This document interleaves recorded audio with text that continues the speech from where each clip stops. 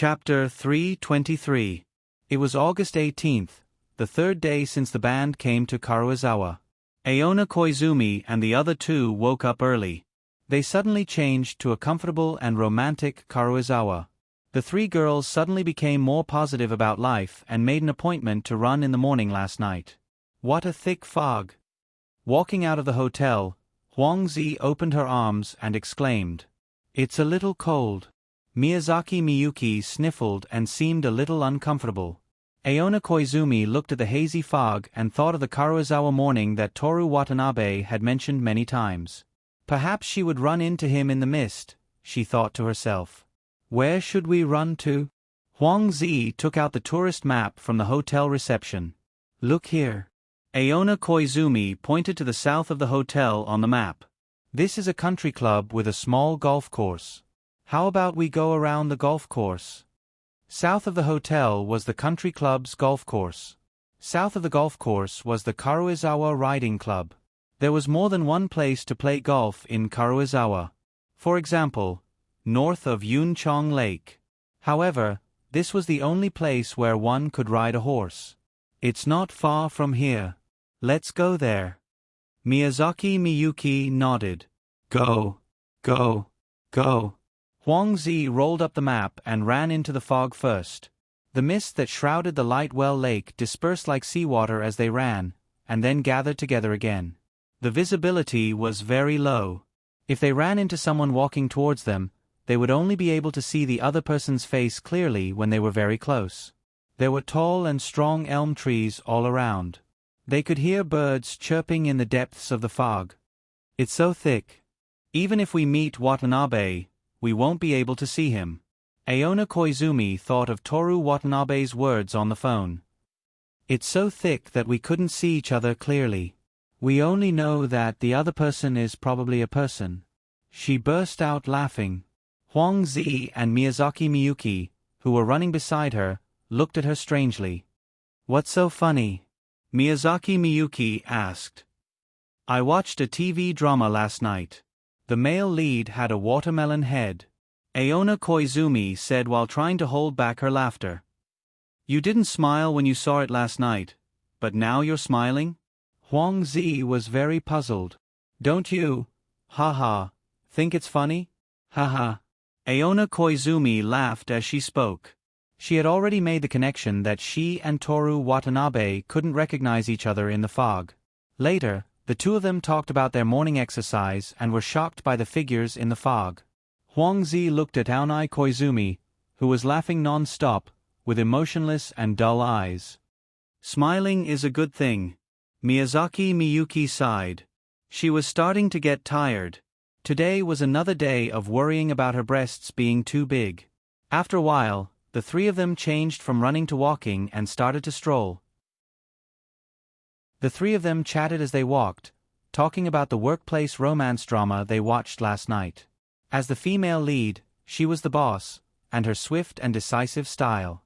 In school romance dramas, the male lead was always arrogant. In reality, there was no such person. Toru Watanabe fit the role of a loose tie. Unknowingly, the elm tree had turned into a large tree. They went from a straight and wide road to a quiet path with branches above their heads. The tree trunks were chopped off, and the lonely tree roots were covered in moss. Phoenix tail grass was lush and dense, and there were more birds chirping. At this moment, the fog was dispelled by the morning light, and the forest began to awaken. This path is quite beautiful. Huangzi couldn't help but sigh. It's a pity that we have to go back to Tokyo tomorrow. Aona Koizumi said. Are you reluctant to leave the cool Karuizawa, don't want to go back to the stuffy Tokyo, or are you reluctant to leave young Watanabe? Miyazaki Miyuki asked her. What's there to be reluctant about? Huangzi interrupted. School is about to start, and we'll be together every day. I have this kind of worry right now. Aona Koizumi opened her arms and did some chest exercises. Her chest wasn't as exaggerated as Miyazaki Miyuki's, but it couldn't be underestimated. Wrapped in her clothes, it was hard to look away. What's the worry? You don't want to be together with the young man every day? Miyazaki Miyuki asked curiously. Not that. Aona Koizumi answered, I can't bear to leave the present, but the future is also very happy. I really don't know what to do. Ah, Huangzi wailed and put her hands behind her head. I also want a handsome young man, especially one who doesn't interfere with my life, so that I can continue to be together with the two of you all day, but also give me money to spend. I'm with Watanabe for love. Aona Koizumi gently scolded with a smile. I'm only jealous of material things, freedom, and romance. These three things are almost equal to love. Miyazaki Miyuki patted her trousers, which were wet from the mist and stained with grass. Liar. Huang Zi pretended to be unable to accept it, and mischievously shouted, Miyuki, you mean, I've already fallen in love with Watanabe. Hey! Aona Koizumi laughed. Huangzi sensei, I heard you. A voice with a smile came from the pine forest. The three of them looked towards the direction of the voice, and in the gradually dissipating mist, there was a person riding a horse. A white horse with skin as white as snow came lightly, and the noble young man on the horse was wearing a knight's uniform. He was handsome and delicate, and had a pleasant and charming smile. His broad shoulders and slender waist, and the white shirt he wore inside was very stylish. Aona Koizumi looked at him riding a white horse, with a freshly picked lily in his arms, and her heart began to beat uncontrollably. Huangzi came back to her senses, and her face reddened. Then she pretended to be fine and said, This horse is so handsome. Toru Watanabe got off the horse, and walked in front of Aona Koizumi. Just in time, it saves me the money to hire someone to send flowers. He smiled as he passed the flowers to Aona Koizumi. Aona Koizumi bit her lower lip, and her eyes were full of smiles as she looked at him. Thank you. She answered softly and happily, and reached out to take the lily. See you later. Okay. Tetsumesa Watanabe was about to get on the horse, when he suddenly remembered something, and turned to Aona Koizumi and said, Sensei, can you give me a lily? I only gave it to you yesterday, and didn't give it to Miki, she's angry. You can't favor one and discriminate against the other. Aona Koizumi said, and her mouth was full of smiles. Here. Right, what about my? This was secretly given to you, Sensei. Watanabe scumbag said. The main reason was that my Asahi didn't care about these things. Flowers, money, houses, she didn't care about them at all, and couldn't compare to Toru Watanabe's warm hug. How can that be? You go, and Kiyono classmate too. She'll give it to you too. Of course, you can't favor one and discriminate against the other. I'll listen to Sensei. Toru Watanabe accepted the 3 lilies. He got on the horse that was eating grass, and said to Aona Koizumi, Then I'll be leaving. Okay. Koizumi nodded his head happily as he held on to his words. Under the gaze of the 3 people, his slender legs squeezed the horse's belly, and the horse galloped away, disappearing into the deciduous pine forest. That guy didn't say a word to us. Huang Zi complained to Miyazaki Miyuki, We're all teachers, and he didn't even say hello. A school doctor doesn't have the dignity of a teacher. Miyazaki Miyuki muttered. Aonai, what do you think? Huang Zi asked Aona Koizumi. Although the two of them were best friends, Aona Koizumi didn't have any opinions about this, and she definitely wouldn't criticize Toru Watanabe. When Toru Watanabe returned to the villa, Rin Kiyono was actually awake. She wore a white shirt and blue jeans today, simple and fresh, and her beautiful legs made people dizzy. You're up so early today? Toru Watanabe asked. The performance of the Blowing Club is worse than I expected. If this goes on, even if they get the gold medal, they won't be able to go to the national competition. Success or failure, that's their business. Toru Watanabe took a tall glass that the ladies used to drink from the cupboard, and put the 3 lilies into it. If I didn't coach them, it wouldn't matter what happened to the Blowing Club. But after my guidance, they couldn't even enter the national competition. I won't allow it. Toru Watanabe wasn't interested. You have one. He pointed at the lilies in the tall glass. Rin Kiyono glanced at it. I don't want it if it's not the only one. This is Koizumi-sensei's kind intentions. Thank her for me, and then return it. I don't like to accept things from others. The morning was practice, practice, and practice again. The competition on August 25th was no time for Kamigawa to waste. During lunch, everyone was so tired that they couldn't even raise their appetites. Sensei, let everyone rest after lunch. Don't let it affect the afternoon practice, Rin Kiyono said to Aona Koizumi. Okay, Kiyono classmate, you also need to rest. Don't force yourself too much. After lunch, everyone returned to their rooms to take an afternoon nap under Aona Koizumi's supervision. Team leader, please supervise them. No chatting, no playing with your phone, and you must take an afternoon nap, Kaoru Hayami said. Yes. After they left, Toru Watanabe said to Rin Kiyono, where are we going? Around here to pass the time. The two left the hotel, got on their bicycles, and prepared to go to Ginza for a cup of coffee before riding back. Riding on the forest road, the cool breeze, the shade of the trees above, the mottled sunlight, and Rin Kiyono's white shirt, their five senses were greatly satisfied. Toru Watanabe even wanted to reach out and touch the sunlight. The sky was blue and the clouds were white. The scenery around them was like a postcard.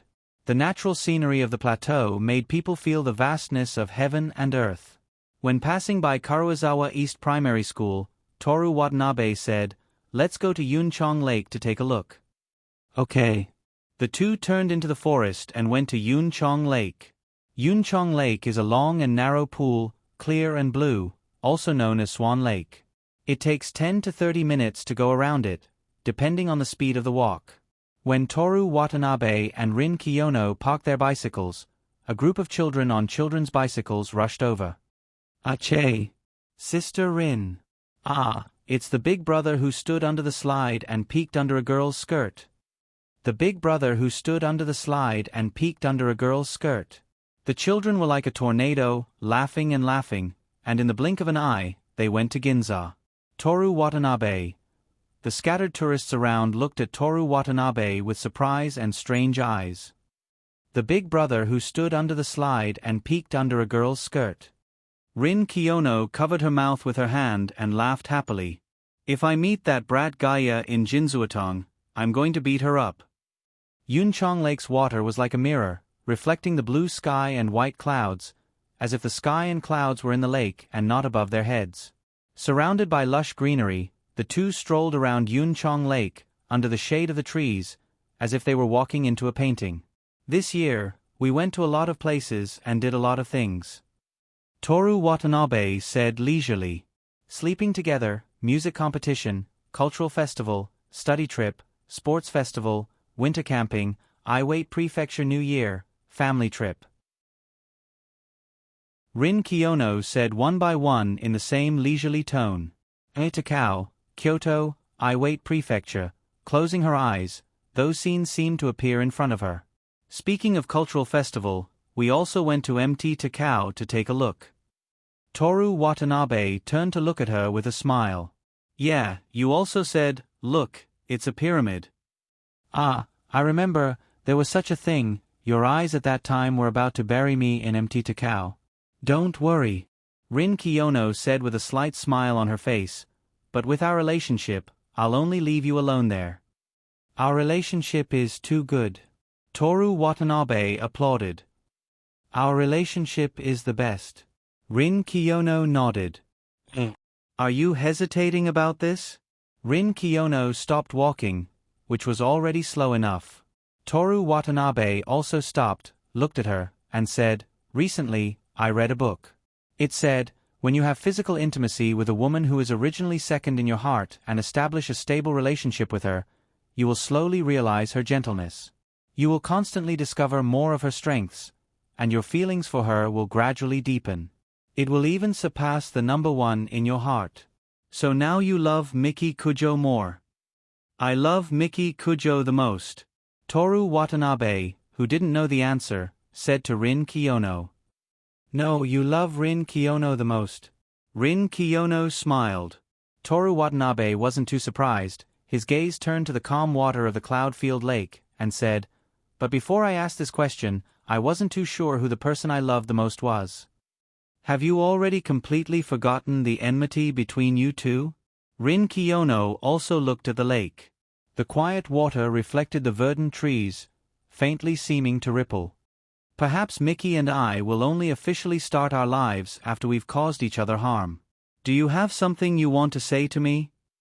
The ripples in the lake became bigger. In the blink of an eye, the sky that was still shining brightly a moment ago actually started to rain. Do you want to ride a bicycle back? Toru Watanabe asked. Rin Kiyono covered her head with her hands, her eyes quickly looked left and right, and then ran towards the shade of a tree in front of her. There was a place where the rain couldn't reach because of the dense shade of the tree. Over here, Watanabe. Rin Kiyono stood there, waving at Toru Watanabe. Toru Watanabe hurriedly ran over. The moment he ducked in, the rain suddenly became heavier. The rain was like thin threads connected together, just like a sweater named Sky. The ends of the threads caught on the ground, and the entire sweater began to unthread. The rain poured down, and the place where the two of them were standing instantly became an isolated island, constantly being eroded by the seawater. Watanabe-san, you want to see the rain in Karuizawa. Rin Kiyono introduced the rain in the cloud pond to Toru Watanabe. I can see anything I want to see, am I God? Toru Watanabe looked at Rin Kiyono in confusion. She still maintained a demure appearance. This sudden rain didn't bring any negative emotions to her. The thin white shirt, after absorbing the rain, revealed the color of her underwear. There was also that wet black hair, extremely elegant and well-proportioned waist. The scenery was 1,000 times more beautiful than Karuizawa. Toru Watanabe didn't know where to look. Behave yourself, Rin Kiyono reprimanded. I've met so many women, but there's no one more beautiful and moving than you. Toru Watanabe turned his gaze, looking at the cloud pond in the rain. There's no need to doubt my cuteness. The rain is also good. Toru Watanabe sighed. It's a good time to chat. Chat about what? About the heavy snow 2 days ago. Tell me about it. Did you forget? At that time, the two of us were trekking in Hokkaido, the snow was swirling, and when we stepped on it, we couldn't even see our calves. You found a wooden house, and you shouted to me, "Over here, Watanabe-san," and then we hid in the snow. And then, we wanted to make a fire, but there was only a summer discount flyer in the wooden house, and it said, "Sea urchin rice for 1,500 yen." At that time, even if we could find firewood, we didn't have any tools to make a fire. Continue. We couldn't sleep, and we couldn't make a fire, so I could only say, "Let's chat." At that time you said, "Chat about what?" I said, "The rain 2 days later, when we were taking a walk in Karuizawa's cloud pond." Just like that, we kept chatting, and we didn't even move forward. After that, Toru Watanabe turned his head and asked Rin Kiyono, "How many points?" 3 points. That's so low. Rin Kiyono smiled. Watanabe-san, how many drops of water are there in a rain? Are there so many stars in the sky? How many stars are there in the sky? Are there so many stars in a single rain? Since ancient times, the number of people has been the same. Rin Kiyono looked at the pouring rain. There are so many people, and I just want to be myself. Insects flew over with a buzzing sound. Rin Kiyono frowned and waved her hand. Toru Watanabe broke the branches above his head and drove away the annoying insects, who knew whether they came to take shelter from the rain or to annoy him. You guys, get lost, order. Even I worship Rin Kiyono as a saintess, and you dare to bother her. Rin Kiyono smiled, without the slightest doubt. She looked at Toru Watanabe with her pure eyes, and said to him in a clear voice like that of a saintess, "No matter what others say, I will live on as myself." At that moment, the rain stopped. Toru Watanabe held a branch in his hand and looked at Rin Kiyono, who was even more beautiful than usual. Just as he said, no matter how beautiful a girl was, she would be overshadowed by her. Such a beautiful woman didn't belong to anyone, and she would forever remain cold and aloof. No matter what, I will support you, Toru Watanabe said. Even though the rain had stopped, the raindrops in the forest continued to fall. Their silhouettes were reflected in the rippling cloud pond, and they were surrounded by the slightly dull air of late summer and early autumn. Chapter 324. The next day after the shower, the wind ensemble had lunch and took the school bus out of Carragings. With their departure, the number of tourists in Carragings began to decrease, and they returned to the place where they originally belonged. The villas in the forest closed one by one, and autumn in Nagano Prefecture was just around the corner. On August 25th, Toru Watanabe and the others moved chairs, pulled up the cord, and cut their hair under the shade of a tree in front of the villa. Miki has never been to a beauty salon since she was a child, and I've always cut her hair. Mrs. Kujo took scissors and a comb and trimmed Miki Kujo's bangs. During this vacation, I admire Auntie Yuko's cooking skills the most, and now I have to add your hairdressing talent. Toru Watanabe sat on a chair upside down. I've noticed that Kuin Watanabe seems to be particularly good at saying sweet nothings. Mrs. Kujo asked everyone, "I don't know how many girls you've deceived." Kiyono Yuko raised her head from a hairstyle magazine and glanced at Toru Watanabe with a smile. "Is that so?" Miki Kujo didn't move her head, and her beautiful eyes looked at Toru Watanabe. "Of course not, you're my first love." Toru Watanabe said, "And just now it wasn't sweet nothings, it was a compliment."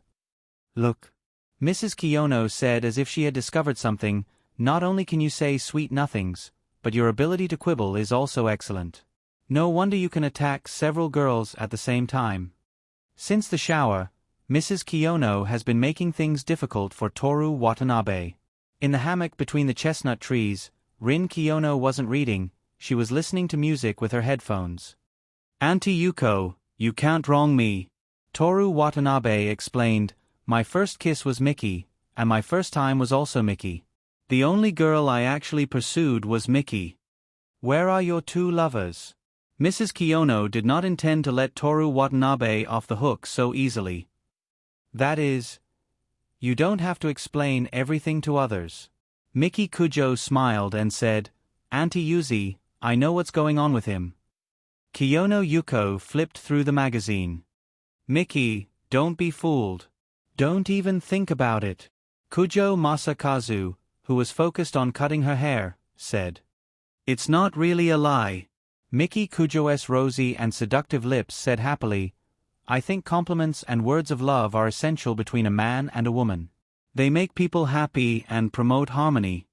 "Of course," she changed the topic and looked at Toru Watanabe. "It's only limited to me." "Done." Kujo Masakazu stopped cutting her hair and brushed Miki Kujo's broken hair and untied the scarf. "How was the cut?" Mrs. Kujo asked Toru Watanabe with a little pride. Toru Watanabe looked at Miki Kujo, and then looked at the large amount of hair on the ground. "Where did you cut this? It feels the same as before." "This is the standard." Kujo Masakazu smiled and admired her daughter. As she looked, she suddenly said, looking carefully, "Miki is more radiant and more beautiful than before." "It's my credit." Toru Watanabe leaned on the back of the chair and pointed at himself proudly. "It's your credit." Miki Kujo stood up and extended her right hand to Toru Watanabe. "Take it." If there were only the two of them in the bedroom, she would have extended her beautiful legs. "Thank you, Your Highness, for your reward." Toru Watanabe kissed the back of her smooth, snow-white hand. "All right, stop acting like a couple over there. Sit over here." Kujo Masakazu tapped the comb with a pair of scissors. Toru Watanabe stood up and sat over. "What hairstyle do you want?" Kujo Masakazu tied the scarf around his neck. "It's fine as long as it's not ugly." Toru Watanabe shook the scarf so that his legs were all hidden inside. "That's too easy. With your face, you won't be ugly even if you shave your head." "Hey, madam. Call me Mother Sama. Why don't I have Miki cut it for me? I'm hers, so she has a share of my looks. And as long as she cuts it, I won't blame her even if it's a little ugly." "So you're saying that you'll blame me?" Kujo Masakazu asked in a slightly reproachful tone. "After all, we're mother and son. It's fine if we blame each other because we're close. You're the only one who's good at talking. Miki, make it uglier for him. Kujo Masakazu handed the tools to Miki Kujo. Miki Kujo Masakazu held a comb in her left hand and a pair of scissors in her right hand. She smiled as she walked up to Toru Watanabe. Miki. Toru Watanabe looked at the scissors that shone brightly in the sunlight. I love you. My dear, I love you too. Miki Kujo Masakazu's smile deepened. Whether I look good or not doesn't depend on me alone. Do you understand, Kei-san? My Kei-san? You don't believe me? I believe you. I'm just worried that you'll use soy sauce as stock and drink half a bottle. The two ladies laughed. I'll cut you to death. Miki Kujo Masakazu's expression was cold as she spoke harshly. Jokes aside, Miki Kujo Masakazu was very careful when it came to trimming his hair. She also trimmed her bangs and hair occasionally, so she wasn't completely inexperienced. Toru Watanabe Masakazu sat there and looked at her serious and moving eyes. Her delicate little face was almost touching his. He could hear the two ladies chatting and flipping through the pages of a magazine. The treetops swayed in the wind and shone brightly. His inner softness seemed to have been touched and he felt very comfortable. After cutting Toru Watanabe Masakazu's hair, it was Kiyono Masakazu's turn.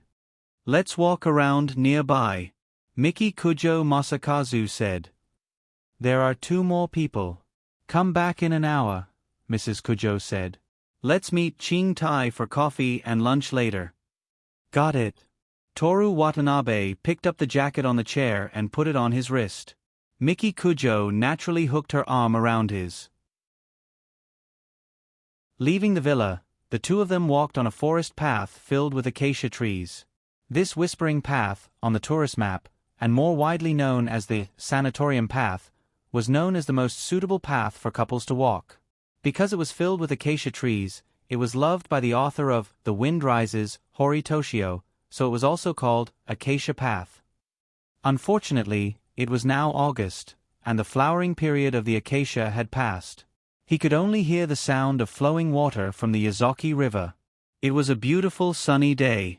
When I cut my hair, it felt like the end of summer vacation. Toru Watanabe looked at the shattered sunlight on the path. If you like Karuizawa, we can come here every year. After saying that, Miki Kujo asked, how are things going with Rin Kiyono recently? What progress? You're asking the obvious. With my permission, I don't believe that you won't do anything. I didn't. He didn't say. To be precise, I was rejected before I could say anything. Toru Watanabe recalled the afternoon shower. I thought you were good at chasing girls, Miki Kujo mocked. I gave you a chance on purpose, but you still failed. Other than you, when have I ever taken the initiative to pursue anyone? Where did the experience come from? Back then, when you pursued me, it was also fake. Miki Kujo said bitterly, and released the hand that hooked around Toru Watanabe's wrist. From now on, you have to sincerely pursue me again.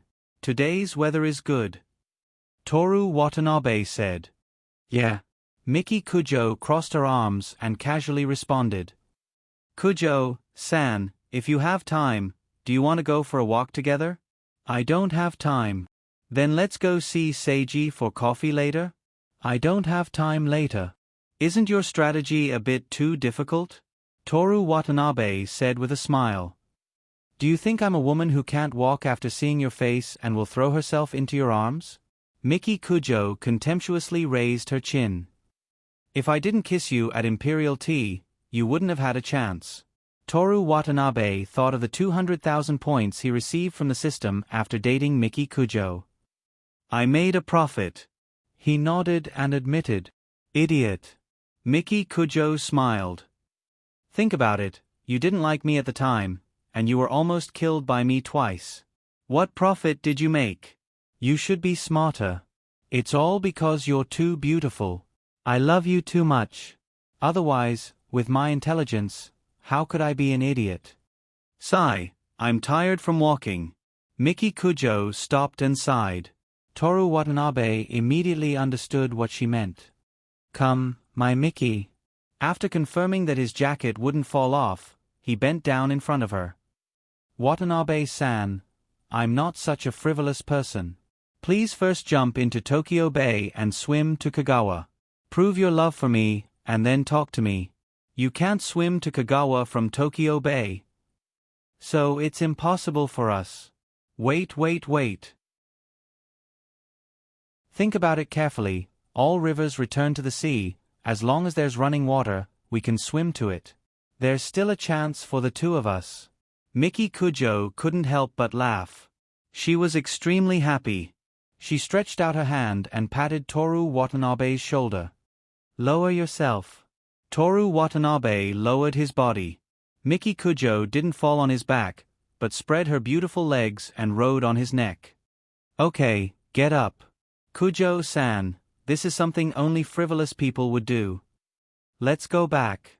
Miki Kujo made a gesture to get down. At this moment, Toru Watanabe grabbed her leg and stood up. "Ah!" The sudden elevation made her cry out softly. "In this way, we're dating again, right?" Toru Watanabe looked up and asked with a smile. "In your dreams," Miki Kujo said disdainfully, and then laughed melodiously. "Let's talk about it after you swim back from Kagawa. I'm already on the Shinkansen from Kyoto to Tokyo. Then let's go back. Will the ticket be reimbursed? You don't need the money from your part-time job to pursue me?" "Watanabe-san, I'm sorry to inform you that you've dropped one place on my list of candidates. There's a problem." "Okay. How many candidates are there on the list?" "Just you." "Then why are you so nosy? Hurry up and marry me. Wait until I'm 18. The two of them chatted and laughed, making a lot of noise as they walked forward. "Don't move." Miki Kujo suddenly patted Toru Watanabe's head. "What's wrong?" Miki Kujo pulled the leaves of the elm tree with her hand and broke off a branch. "Let's go. Do you think I'm a horse? Anyway, you're the king of the world, and your horse is also called the king of the world." Miki Kujo, riding on Toru Watanabe's neck, waved the branch like a little girl. "The king of the world and our great mother. I'll tell her this." "Please don't. I'm the only candidate on your list. If your mother knows that I said bad things about her, what if she doesn't allow you to marry me? Then let's elope and die together in the water from Tokyo Bay to Kagawa. That's suicide for love, not for personal." "Stop." Miki Kujo used Toru Watanabe as a voice-controlled horse. Toru Watanabe stopped. She took out her phone and took a picture of the two in the wide-angle mirror by the roadside. As they continued to walk forward, Miki Kujo asked, "How did Rin Kiyono reject you?" "She said that there are too many people in this world, and no matter what others say, she will always be herself." Two girls in their 20s rode past the two of them on their bicycles and turned back to look at them.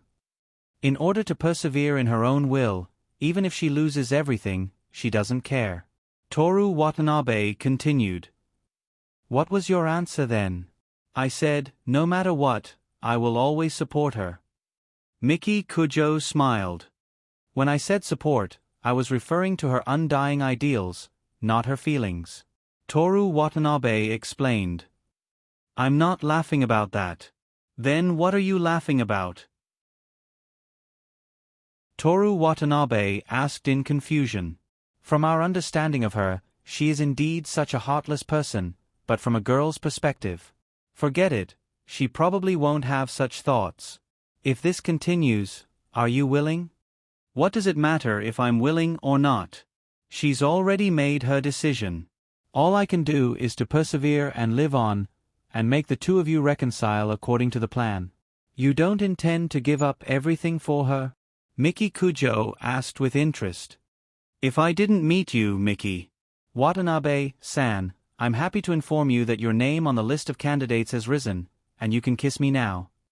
Toru Watanabe took Miki Kujo to the forest, put on her coat, and pushed her on the trunk of a fir tree. Miki Kujo hugged Toru Watanabe's neck, and Toru Watanabe hugged her tight waist with both hands. The two kissed in the shade of the tree. A cool breeze blew through the forest, and the sound of a stream washing over a stone could be heard in the distance. The sunlight cast mottled shadows through the leaves, and the air was filtered by the forest, leaving behind a sweet smell. It was a kind of tranquility that was isolated from the world, but not lonely. After returning to the villa, the five of them went to the Sunrise Terrace together. The Sunrise Terrace was located at the peak of Mount Rujui, 1,200 meters above sea level in Prospect Park. The weather was very good that day. Toru Watanabe sat on the terrace, looking at the border between Gunma Prefecture and Nagano Prefecture, the Southern Alps and Mount Hagakayama. After eating the pancakes from the tea house in the mountains, they returned to the villa. The next day, August 26th, Keiho came to say goodbye.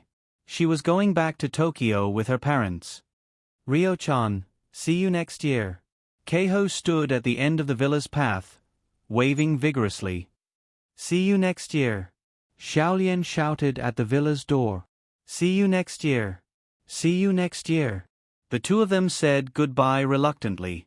Keiho got on the bicycle, and Xiaolian rushed out, running to the end of the path and standing on the main road. Keiho, see you next year, she shouted at Keiho, who was in the distance. Gaia waved her hand vigorously in his direction until he disappeared without a trace. Xiaolian stood there, staring blankly in the direction where Keiho disappeared. Toru Watanabe walked over and stroked her little head. Xiaolian, remember this moment of anticipation for your reunion with Keiho. When you leave your hometown next year, remember that someone is waiting for you in Tokyo. Yeah. We'll return to Tokyo the day after tomorrow. You'll see Mom and Dad soon. Xiaolian finally looked up at Toru Watanabe and said, "Che, I still want to play with Keiho. When you go back, how about you write to Keiho just like how you write to Mom and Dad?" Yeah. Xiaolian's expression was solemn, and she even looked angry. After Keiho left, Xiaolian no longer rode her bicycle to the streets of Karuizawa, the woods, and the pool. August 28th, the six of them left Karuizawa after 28 days.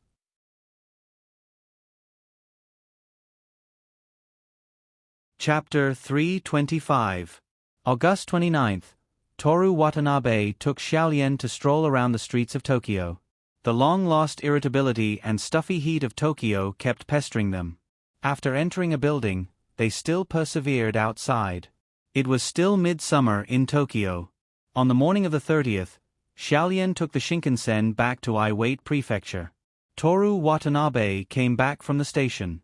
Aona Koizumi and the other two who went to school in the morning had already returned. Xiaolian went back? Aona Koizumi was still wearing her teacher's uniform. Aonai, help me hang it up.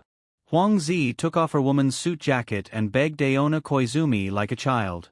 After Aona Koizumi took her jacket, she walked toward the sofa like a zombie.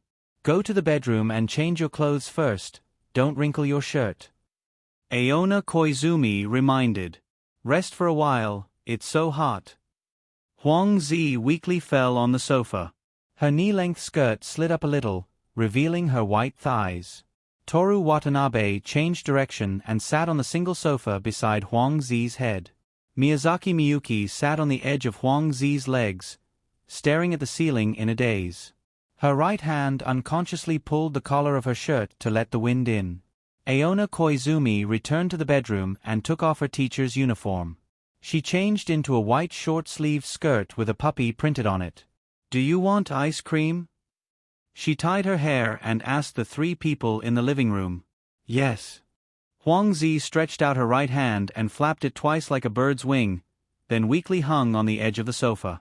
I'll go get it. Toru Watanabe stood up and said to Aona Koizumi, You also rest for a while. It's okay, you also worked hard. Aona Koizumi went into the kitchen and Toru Watanabe followed. What do you want to eat? Aona Koizumi opened the refrigerator and bent down to open the drawer of the freezer. Huang Zi bought a lot a few days ago, there are all kinds of flavors. Sensei, please let me choose. You choose. Aona Koizumi straightened her back, only to find that the space had suddenly become narrow. Watanabe? Toru Watanabe blocked her way, not letting her go. Teacher, Toru Watanabe called out in a low voice. Didn't you want to pick ice cream? Aona Koizumi looked back carefully, not daring to turn around. Yes, I've already checked it out. Then why don't you let me? Oh. Toru Watanabe leaned forward and kissed Aona Koizumi's lips. Soft and soft, tightly shut lips. After kissing for a while, Aona Koizumi pushed Toru Watanabe away. In that instant, Toru Watanabe kissed her again, his tongue bursting into her mouth. Oh. Aona Koizumi wanted to escape, her back pressed against the fridge door. Toru Watanabe's lips were glued to hers, refusing to let go. She wanted to turn her face away shyly, but Toru Watanabe hugged her waist tightly, and her delicate body lost all strength. After Toru Watanabe teased her a few times with their tongues, she finally responded with a trembling voice, entangling them together. When Aona Koizumi was wearing her teacher's uniform, she looked on the skinny side. Her body was slim and curvy, but it felt very fleshy to the touch. Her breasts were big, round, and very voluptuous. The curve from her ears to her neck was also very beautiful. Needless to say, her skin was delicate and white. As for her lips, they were like ice cream that could never be finished. Ha ha ha. After Toru Watanabe let go, Aona Koizumi's face was flushed red, and she panted unconsciously. After her breathing stabilized, she hurriedly said, "It's done." Aona Koizumi was sweet, shy, and scared. Toru Watanabe saw her constantly glancing at the entrance of the kitchen. Her worried look was very cute. "I don't want to let you go." As he spoke, he wanted to stick to her again. "Watanabe." Aona Koizumi lowered her voice, her heart was thumping anxiously. "If we don't go back now, they will find out. If they find out, then they find out." "Watanabe," Aona Koizumi shouted almost pleadingly. Okay. But I have a condition." Toru Watanabe's eyes were smiling, carefully looking at Aona Koizumi's beautiful oval face. "Teacher, Aonai, I have always been the one kissing you, you should also kiss me once. Next time, okay? I really can't do it now. Kiss." Toru Watanabe's lips touched Aona Koizumi's lips. "That's enough, come on." Aona Koizumi's eyes were watery. Sometimes she looked at the entrance of the kitchen, sometimes she looked at the smiling and proud Toru Watanabe. "Oh, really?" She quickly pecked the youth's lips. "Okay, get out of the way." Toru Watanabe let go of his hand, leaned back on the kitchen counter, and looked at Aona Koizumi hurriedly bending over to get the ice cream. "Teacher, it's not a psychological effect. Your mouth is really a bit sweet," he said. Even with the cold air blowing on her face, Aona Koizumi's face was even redder. When they drove back from school, Huangzi peeled a candy for her. The taste was still in her mouth, and Toru Watanabe tasted it. "Too embarrassing. What do you want to eat?" Because she was too shy, she intended to speak in a businesslike tone between a teacher and a student. However, from her intermittent and pretentious manner, anyone could see the panic and shyness in her heart. "Anything is fine." Toru Watanabe put his hands into his trouser pockets. "When I was a child in the village, I only ate the cheapest kind of popsicles in summer." "The kind with the winning prize written on the wooden stick?" Aona Koizumi asked. "Your childhood was actually the same as your teacher's. Do you have any dissatisfaction?"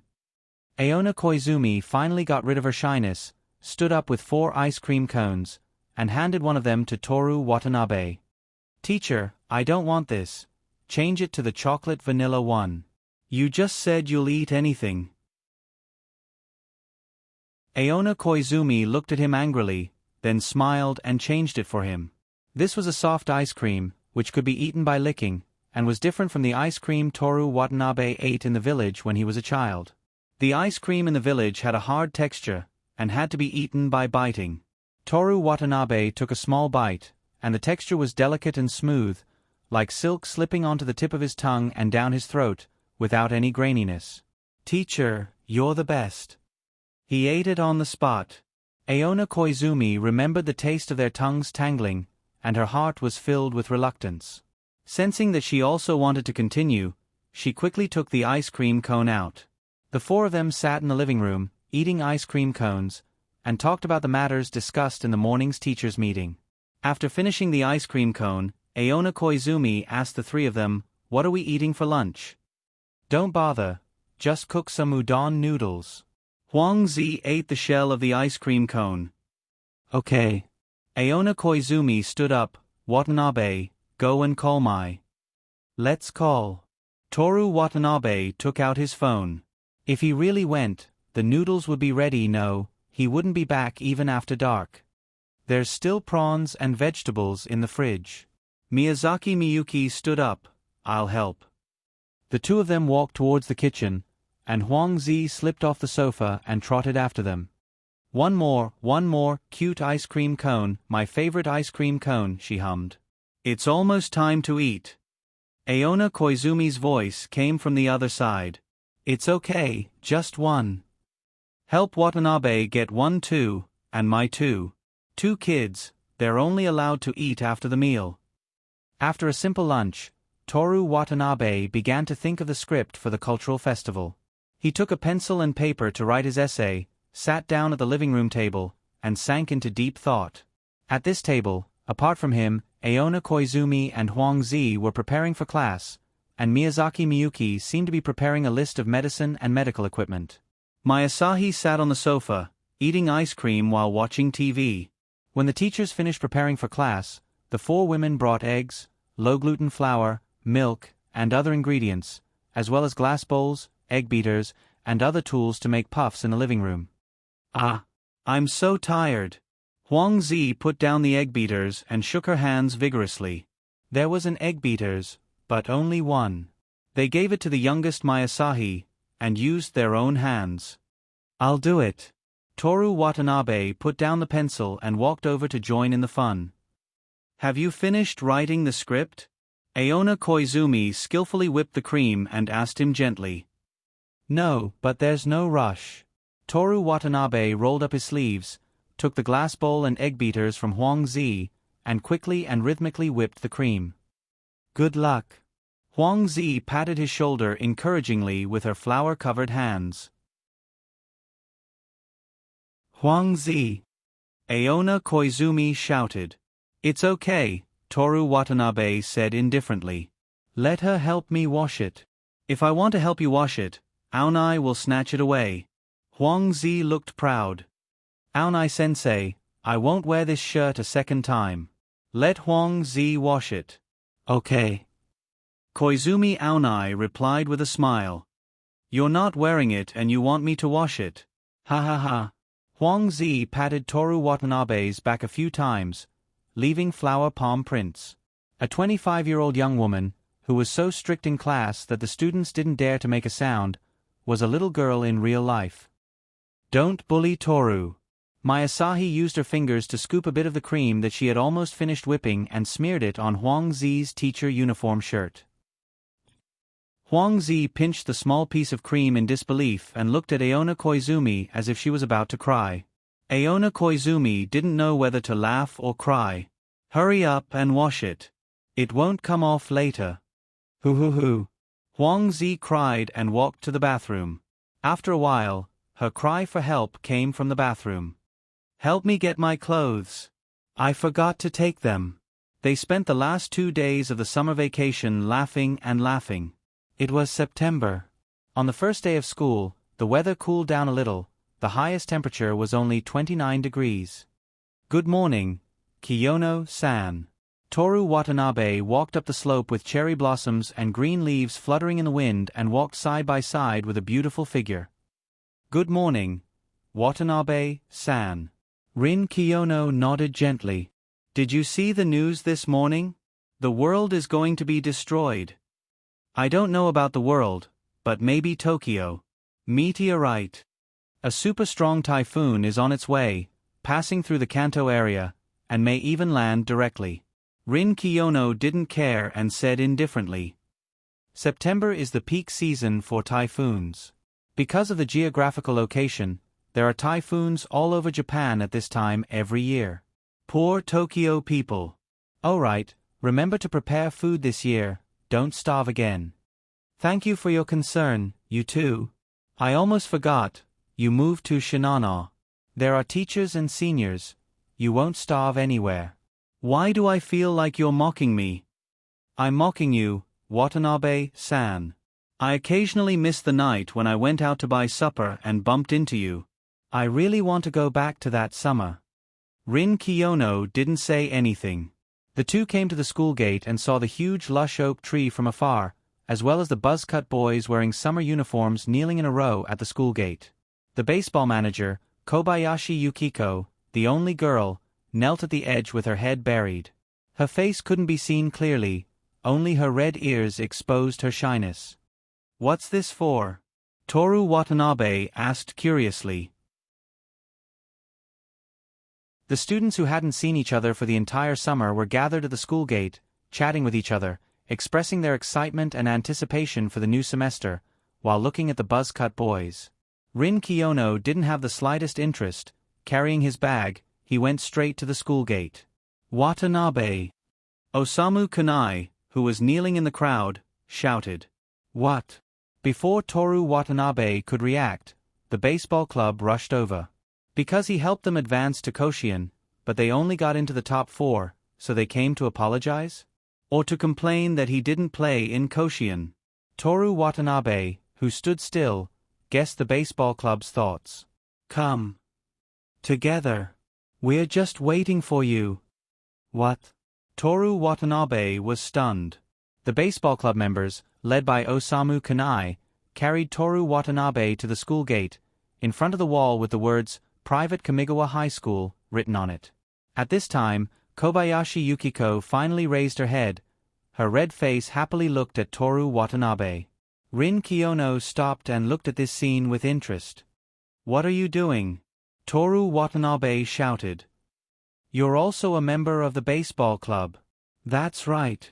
I still remember Watanabe classmates' powerful throw in the district finals.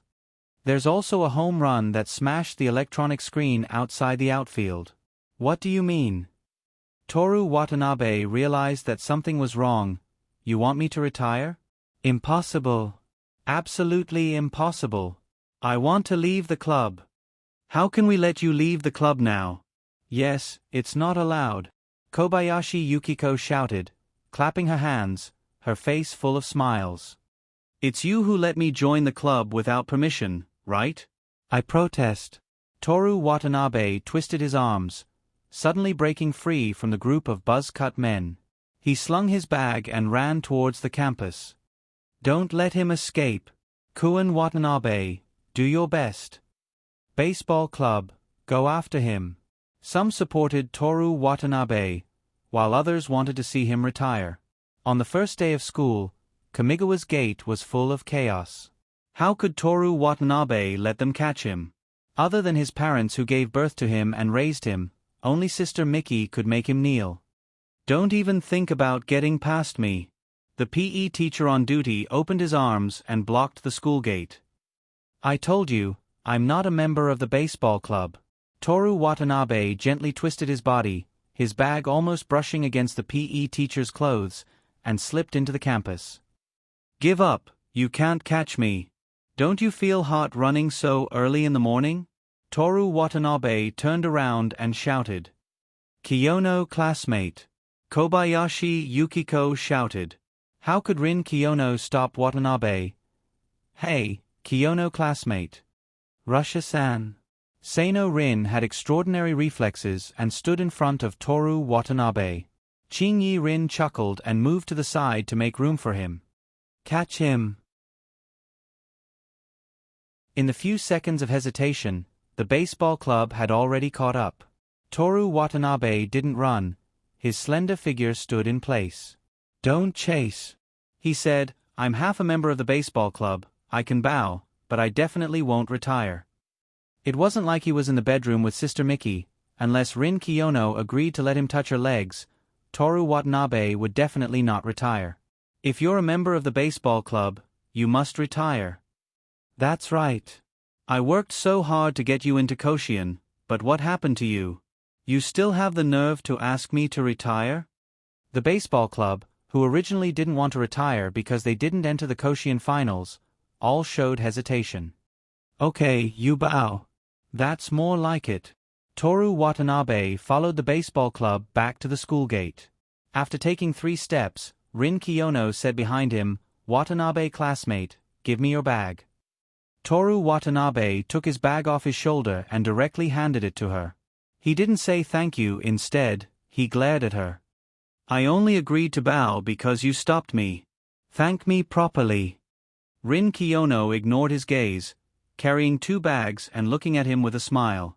At the school gate on the first day of school, Toru Watanabe, who was sitting in the baseball club, bowed and shouted to the teachers and students coming and going, "Sorry."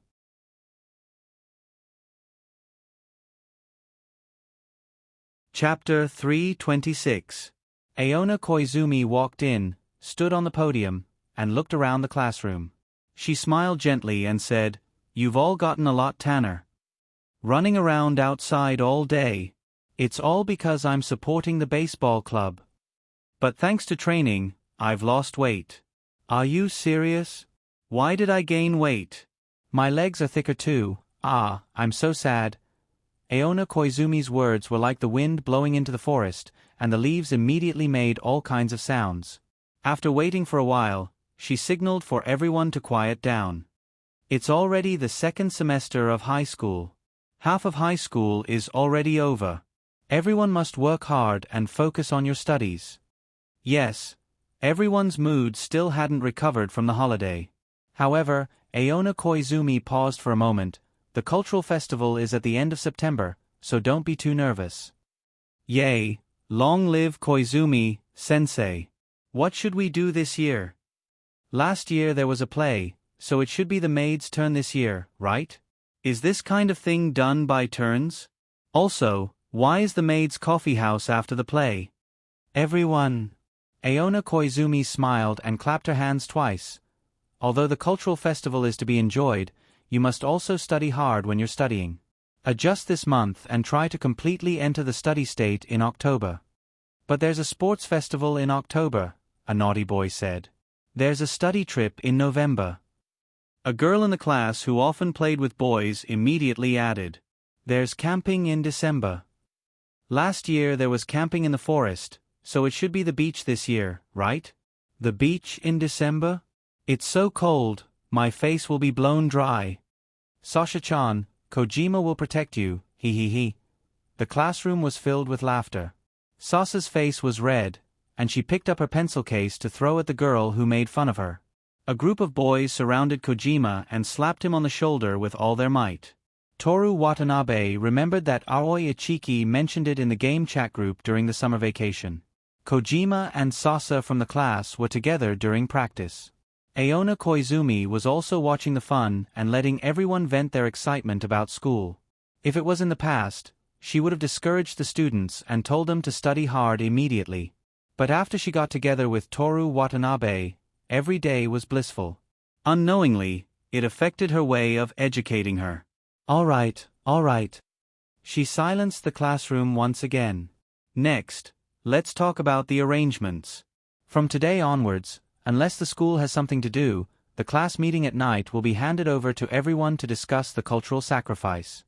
"Great. I'm not feeling well today.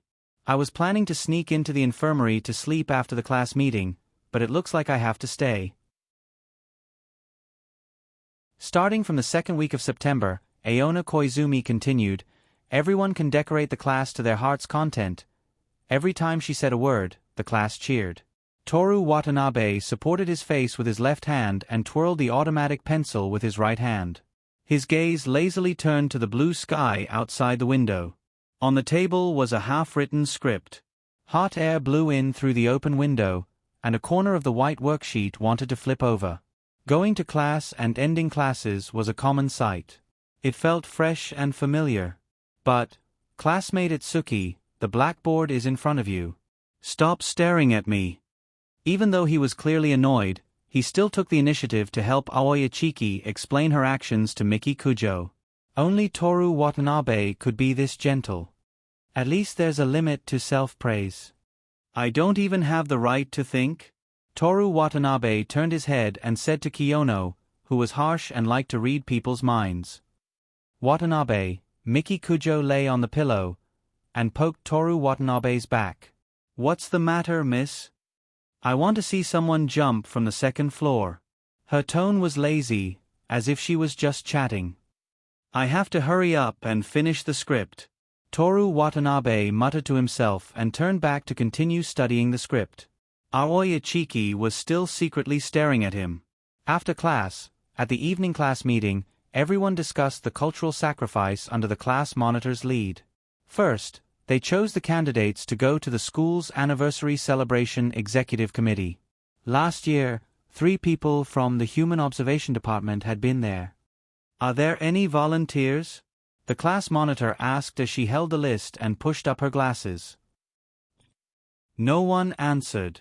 Then what about the people who have done this before? The female monitor made a very reasonable suggestion. Watanabe. Osamu Kanai raised his hand. I remember that Kiyono classmate also did it. A girl from class 1 said. Kujo classmate also did it. A first-year student from class 2 said. Everyone looked at Toru Watanabe's corner. Miki Kujo's shoes pressed down on the leg of Toru Watanabe's chair. Watanabe classmate. Rin Kiyono said softly. Both of them meant, I'll leave it to you. In front of everyone's expectant gazes, Toru Watanabe spoke very naturally. I recommend Sanaya classmate and Kojima. Oh, that's right. Just the 2 of them. Just the 2 of them. As expected of Kuin Watanabe, that's a great suggestion. Regardless of whether the 2 of them were willing or not, the female monitor had already written down their names on the list of executive committee members. With that, the school bullying was complete. The 2 people involved, Sanaya Mikaze and Kojima, went back and forth, looking forward to doing something as an executive committee member. After quickly resolving the issue of executive committee members, the next step was the activity of Year 2 Class 4. This wasn't something that could be easily agreed upon, unless an upper-class member of the light novel school stood up for them. In the end, everyone agreed that they would discuss and vote from Monday to Thursday, and vote on Friday. After the evening class meeting, Toru Watanabe's group of 3 went to the Human Observation Department together. This is the first time that the 3 of us have gone to a club's classroom together, Toru Watanabe said as he walked in the middle. We're not walking together, it's just on the way. Rin Kiyono, who was so pure and holy that she wanted to purify the air, corrected him. Different interpretations vary from person to person. Toru Watanabe asked her, You've only been studying liberal arts for 4 months, yet you can't even differentiate between walking together and on the way? Miki Kujo pulled Toru Watanabe along as she walked to the middle and asked Rin Kiyono with a smile, You can't walk together with us? Please don't get too close to me. Rin Kiyono walked to Toru Watanabe's other side with an expressionless face. So I'm the god here, Toru Watanabe said as he stood between them again. Nobody responded to him. Reason? Toru Watanabe asked and answered his own question. Actually, I've been writing a play recently and have watched Euripides. You should all know who this guy is. In the play, Hippolytus, the goddess of the hunt, Artemis, descended to tell the truth to Theseus, comforted Hippolytus, and reconciled them. At the end of Orestes, Apollo, the god of light and prophecy, appeared and redivided the territories to promote reconciliation. A dramatist? Miki Kujo asked. One of the 3 great tragedians of ancient Greece. Rin Kiyono answered for Toru Watanabe. Answering other people's questions without permission will only make people hate you, Rin Kiyono-san. I don't intend to be liked by you, Miki Kujo-san. In addition, the ending of Helen was, the Castor brothers appeared to appease the new king of Egypt and resolve the bloody disaster. Toru Watanabe was still talking about Euripides. After going up to the 5th floor and walking through the overhead corridor between the 2 buildings, the 3 of them arrived at the activity classroom that they had been away from for a month. There was no dust, and the refrigerator was full of fruits and food. Even the sofa, coffee table, TV, and game console had all been replaced. The only thing that remained unchanged was the old beach table and the steel chair neatly placed under the table. Toru Watanabe sat on the chair, and for a moment, he felt as if he had just returned home. Instead of continuing to write the script, he took out the Chinese version of Thunderstorm. For the sake of writing the play, Euripides had already watched it. Naturally, there was no reason not to watch China's first play in 100 years. How much of the script have you written? Rin Kiyono asked Toru Watanabe as she sat down and took out a hardcover book from her bag. A woman, you remember, can't be bullied by 2 generations. You can think about it. Toru Watanabe finished reciting Fan Yi's famous line and replied to Rin Kiyono, I have a general idea, but I haven't really started writing yet. At this time, Miki Kujo's voice came from the sofa, I can accompany you in a play, but only one scene. I only plan to do one scene. Toru Watanabe said, how can the king of the world stay on the stage and perform plays for the common people? What's with the way you speak? Rin Kiyono looked at him. Get used to performing plays in advance. Diligence is one of the proofs of my genius. Rin Kiyono nodded in agreement and then said, write the script and give it to me. Let's not talk about the script first. How's the sales of the light novel I wrote last time? I'm still waiting for the royalties. That library has already transferred it to you. Rin Kiyono glanced at him. Transferred it to me? Toru Watanabe was surprised. He looked at Miki Kujo, who was already lying on the sofa and choosing a game. Miki, you took it? I already gave it to you.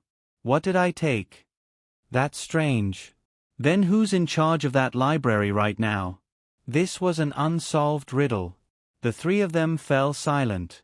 Perhaps they thought about it for a few seconds, but then they went back to doing their own things. The sound of the band practicing could be heard outside the window. As the days passed, the atmosphere of the cultural festival became more and more intense. From time to time, a group of people wearing sportswear could be seen sitting in the hallway, scribbling and drawing around a canvas. Sometimes, there would even be strange people dueling with great swords and other weapons. Toru Watanabe felt that it was necessary to learn more about this school. Perhaps in a corner that he didn't know about, there was a club called SOS that was also working hard for the cultural festival. You mentioned this SOS last year as well, Rin Kiyono said.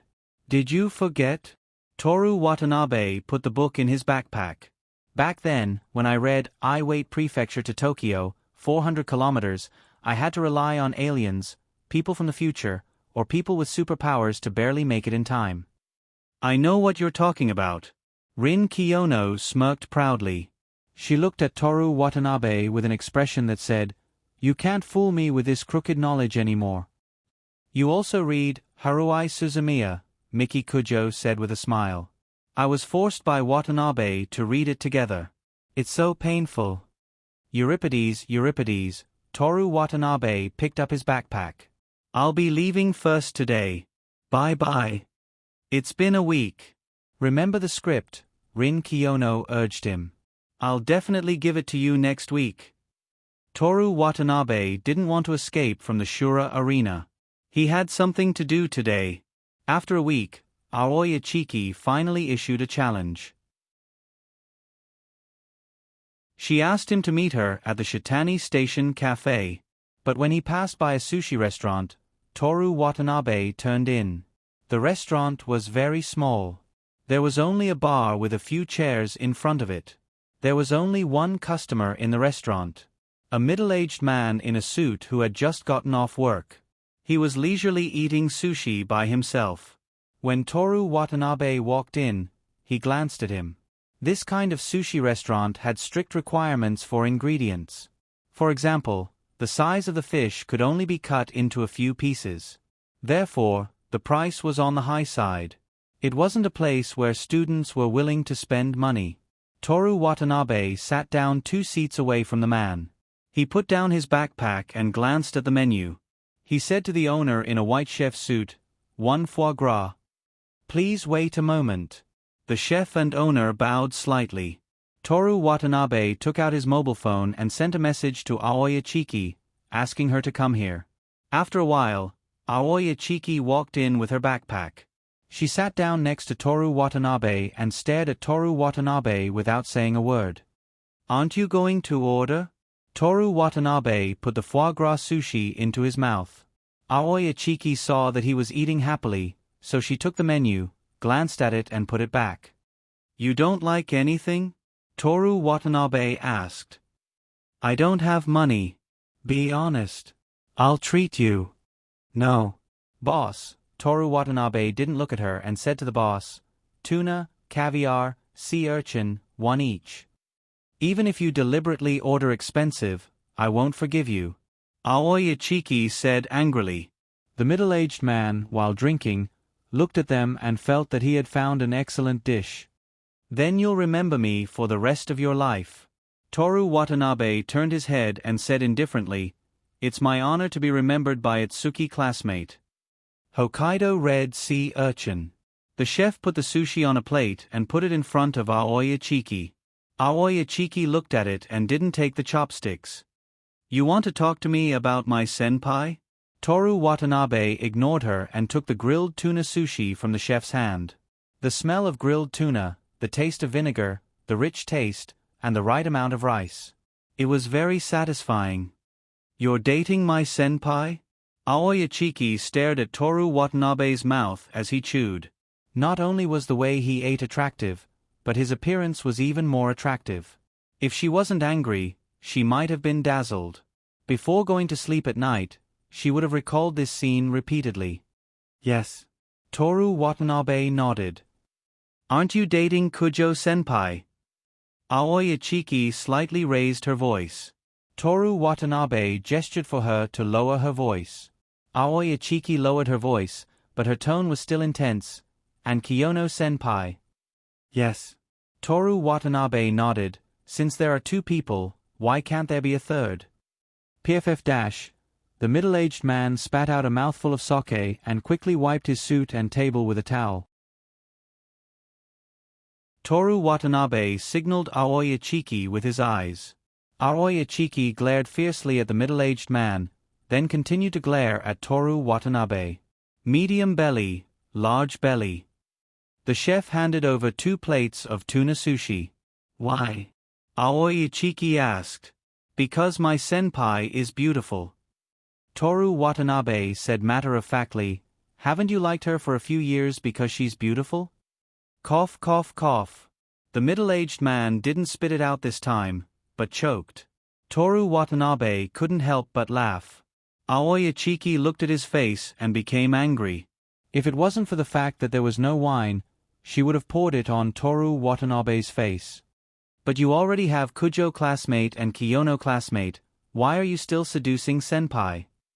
Other than Toru Watanabe using his outstanding appearance to seduce my Asahi, Aoi Ichiki couldn't think of a reason why my Asahi liked Toru Watanabe.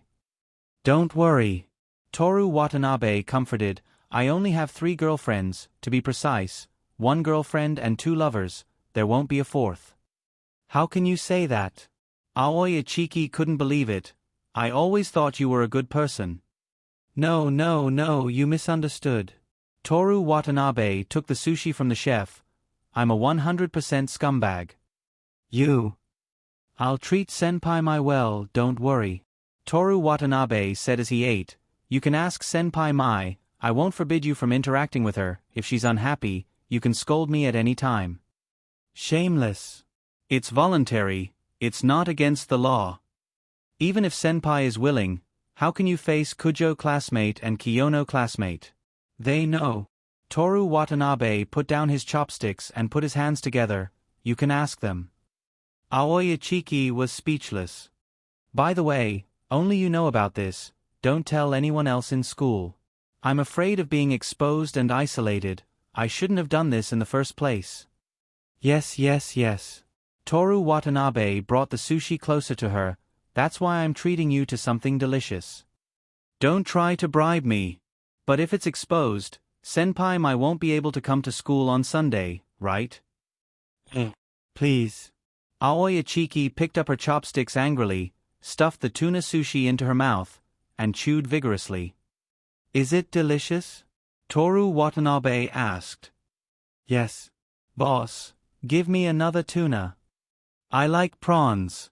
Let me see, there's peony prawns, boss, 1 peony prawn. You, Aoyachiki swallowed the food. When did you start dating senpai? Last year's cultural festival, Toru Watanabe said. Remember when we were camping, I wanted to discuss senpai's figure with you? You rejected me. Shameless. Yes. Boss, can I pack the sushi? Sorry, I can't. What a pity, I wanted to bring it to senpai Mai to eat. Aoi Ichiki ate with all her might. She wanted to make Toru Watanabe, this scumbag, unable to pay the bill today.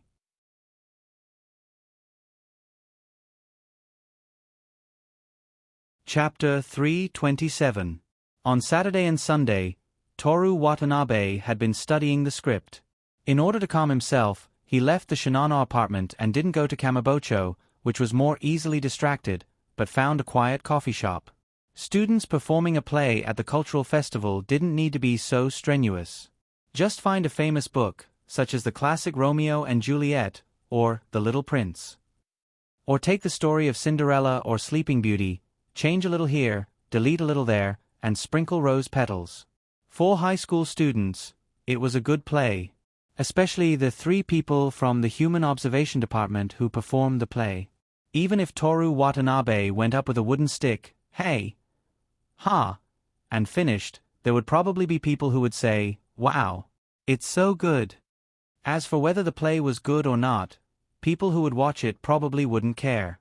But Toru Watanabe didn't do it to cope with the school's rule that all clubs must perform activities at the cultural festival. He wanted to use this to achieve his wish. Rin Kiyono and Miki Kujo reconciled.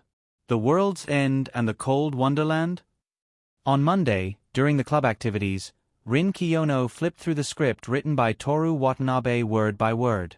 The handwriting was neat, and at first glance, it seemed to be printed. First of all, this has nothing to do with Haruki Murakami's book with the same name. Toru Watanabe said seriously, just like many songs called Cherry Blossoms, but the lyrics and songs are completely different. For example, it's pronounced Yuki, but there are more than 250 ways to write it, such as Yuki, Yuki, Yuki, Yuki, Yuki. Rin Kiyono didn't pay attention to Toru Watanabe's explanation and looked at the script by herself. Miki, this is the first draft of the script, and it will definitely be revised later, so it wasn't printed. Toru Watanabe explained to Miki Kujo, who was rarely reading. Give me the final version. Alright, my role doesn't have to have a lot of scenes, but it has to be outstanding. Otherwise, I won't act. Of course. You're the female lead in the Best Film Oscar, I Wait Prefecture to Tokyo, 400 kilometers. Last year's Best Actress Oscar, Lifetime Achievement Award at the Berlin International Film Festival, Lifetime Achievement Award at the Golden Globe Award. Toru Watanabe classmate, can you please remain silent? Rin Kiyono raised her eyes and cast a cold gaze at Toru Watanabe. Alright, last year's Oscar for Best Director. Rin Kiyono sighed deeply and rubbed his forehead helplessly as if he had a headache. Toru Watanabe quieted down. Only the sound of pages being flipped could be heard in the activity classroom. When the clock started ticking, Seino Rin slammed the script on the table twice, and the script immediately became neat and tidy. How is it? Toru Watanabe closed the book that he was reading. Rin Kiyono put the script on the table. Her left hand hugged her right elbow, and her right hand touched her delicate cherry blossom lips. She had a thoughtful expression. Looking for the girl at the end of the world, the girl in the fairyland, it's quite interesting, she said. Did you pass? Let's leave it at that for now. Rin Kiyono put down her hand and picked up the script again. She flipped through it.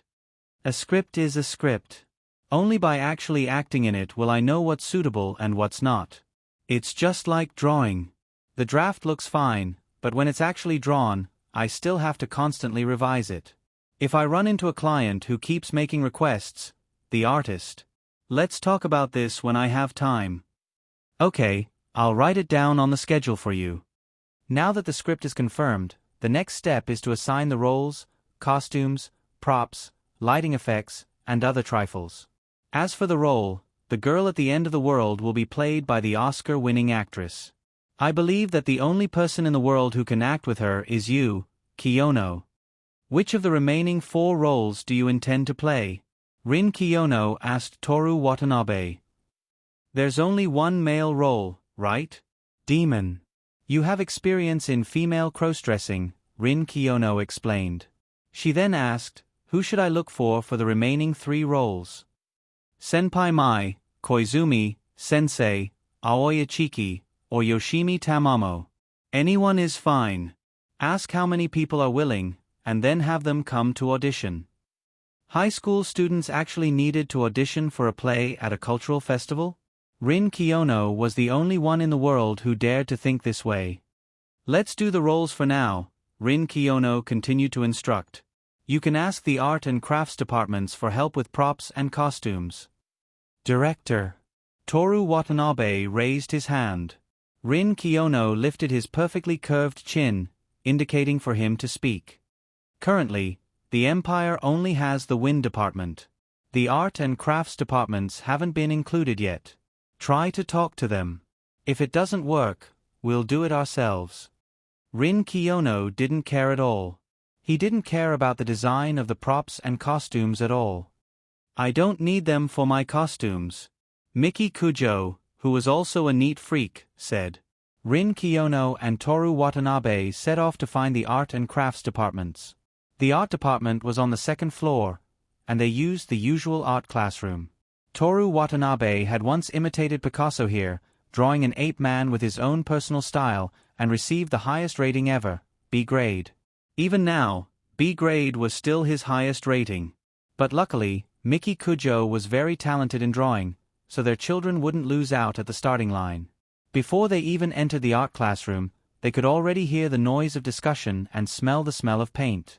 But as soon as they entered the art classroom, the noise of discussion immediately disappeared. In the silence, the main culprit, Rin Kiyono, spoke with her heavenly girlish voice. May I ask who the art department's head is? She was very polite and didn't mean anything else, but everyone who heard her felt that she couldn't refuse. I am. A short girl with a round face and bob hair stood up. Hello, I'm Rin Kiyono from the Human Observation Department. Rin Kiyono's self-introduction was a complete waste of time. Apart from Toru Watanabe, who didn't make it to the opening ceremony and was studying hard, everyone in the school knew who she was. I'm the art department's head, Simi Ogawa. The bob hair girl hurriedly nodded in return. Senpai Ogawa, I'll take up a bit of your time. Can you come outside for a bit? Oh. Poor Ogawa Simi Ogawa was like a junior who was suppressed by a senior's aura. She obediently followed the two out of the hallway. Senpai Ogawa, does the art department plan to help other clubs design props and costumes during the cultural festival? Rin Kiyono asked with her arms crossed. Yes. Ogawa Simi nodded obediently.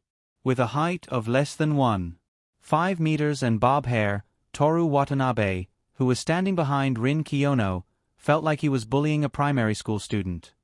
The Human Observation Department is going to perform a play during the cultural festival. Can you help us design it? Rin Kiyono asked.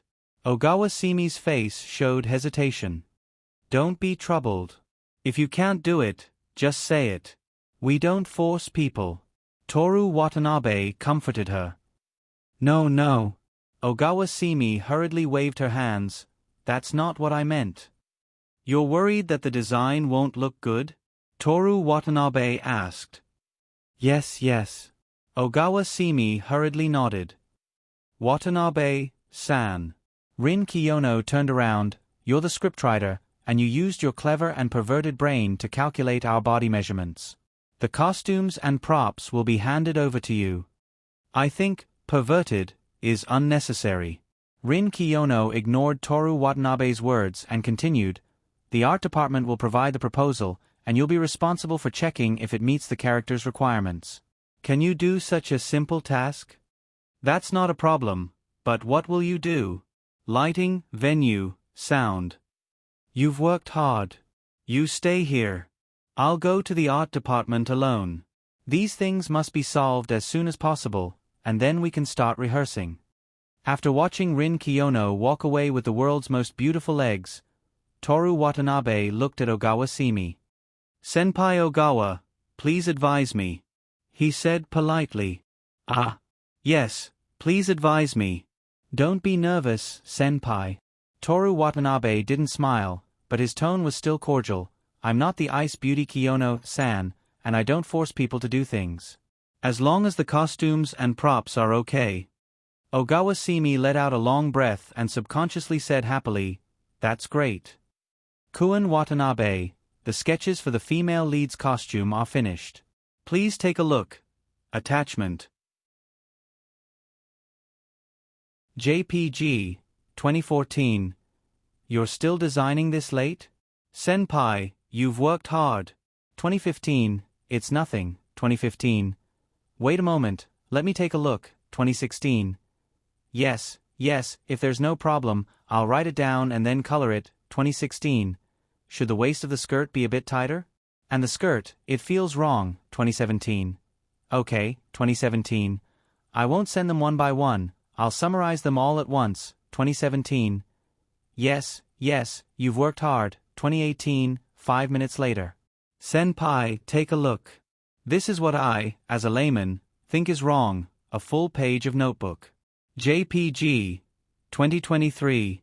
So much? Ogawa Simi subconsciously shouted on the second floor of a certain building in Shiya. Senpai, just edit it as you see fit. My art class is terrible, and my suggestions don't even fit the mannequin. 2023. Yes, 2023. You've worked hard, senpai. 2024. Ogawa Simi set her phone to always on, then edited the notebook and the photos one by one. Halfway through, her phone ran out of battery, so she grabbed a charger. Kuen Watanabe, finished editing. 2306. Are you still editing? It's too hard. 2307. Yes, 2307. At first glance, it's great. As expected of the head of the art department. 2308. Smile. 2308. Ogawa Simi leaned back, relaxing her body that had been in the same position for a long time. It's 11 o'clock now. I can still draw for another hour. I'll work harder tomorrow. 1 piece of clothing every 2 days, so 5 pieces of clothing will be 10 days. Excluding the weekend, I can finish everything by next Friday. I'll have a week left to draw my own works for the cultural festival. She planned her schedule. This was something that she had personally agreed to, so she was embarrassed to ask the others in the art department for help. Besides, apart from the art department's own activities, everyone had performances in their own classes. Everyone was busy. Her phone vibrated on the table, and Ogawa Simi quickly sat up straight. Senpai Ogawa, you must have won the gold medal in the national competition, right? 2313. I won it in elementary school. 2314. I can tell at a glance that senpai is the type of person who has talent. 2314. No, I just like drawing. 2315. Ogawa Simi smiled as she looked at her phone screen. Her fingers lightly typed. If there are no problems, I'll start working on it. She wasn't done yet. This is my editing suggestion. You've worked hard, senpai. 2316. Half of the notebook. JPG, 2316. Okay, 2317. It's not, okay. Senpai, are you angry? I'm so sorry. 2317. Ogawa Simi, who was angry, was shocked and quickly replied, No, I just want to change it quickly. 2318. Sorry, I misunderstood senpai. You've worked hard, senpai. 2319. No, 2319. You know it's hard, but you still have so many suggestions. At this time, Ogawa Simi was no longer as obedient as she was during the day. Her face was fierce. I'll change it tomorrow. Rest early today. 2320. Change it tomorrow. Change it tomorrow. Change it my foot. Go to hell. Ogawa Simi picked up the doll on the bed and punched it in the head. When she was tired, she picked up her phone and replied to Toru Watanabe. Okay, smile. JPG, 2322. Senpai, there's no. I'm worried that you're really angry, 2323. Ogawa-simi clenched her teeth and clenched her fingers. No, I also want to draw every picture and design the costumes better, 2324. Is this the spirit of a painter? I'm so ashamed to learn from you, 2325. No, I'm going to rest, Kun Watanabe also rest early, 2326. Good night, 2326.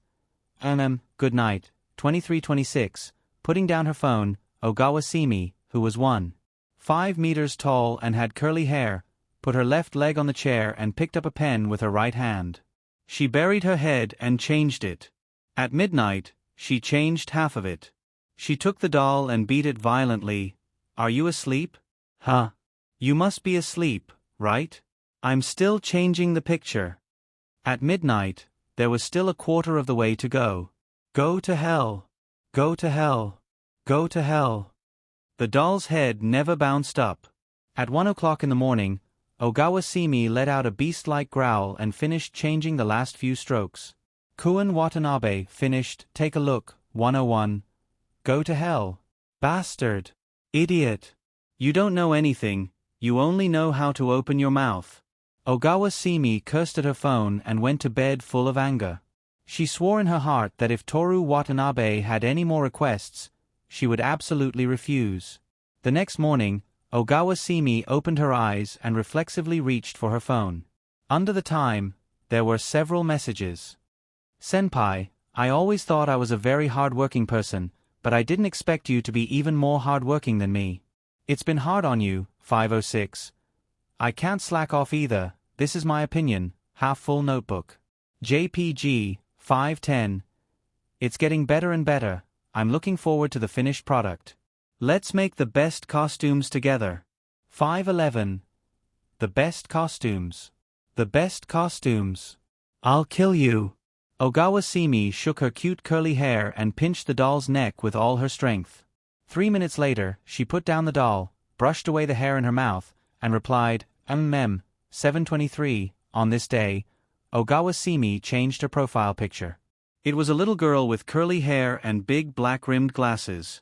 She looked up from the graphics tablet and stared at the screen with a look that said, "Why don't you go die?"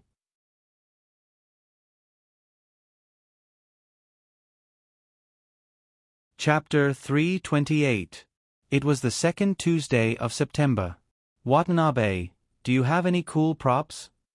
Miki Kujo coiled her hair in between classes. Toru Watanabe turned around and saw her slender and fair hand nimbly twirling her black hair a few times. Then, she picked up a pen and inserted it into her hair. Her gorgeous long hair was coiled into a classic hairstyle behind her head. Without the cover of her black hair, her snow-white neck was exposed to the air, looking very alluring. There are ways to make the weather hotter. Toru Watanabe picked up his Chinese textbook and fanned her. When is this typhoon coming? Miki Kujo enjoyed the artificial fan as she impatiently flipped through the printed script, The End of the World and the Grim Wonderland. Although she didn't take human lives seriously and liked to order people around, as the heir of a big family, she rarely did things that went against the will of the ruled class in class. She violated the school rules and decided whether or not to turn on the air conditioner alone. I can think of a way to solve this problem. Do you want to know?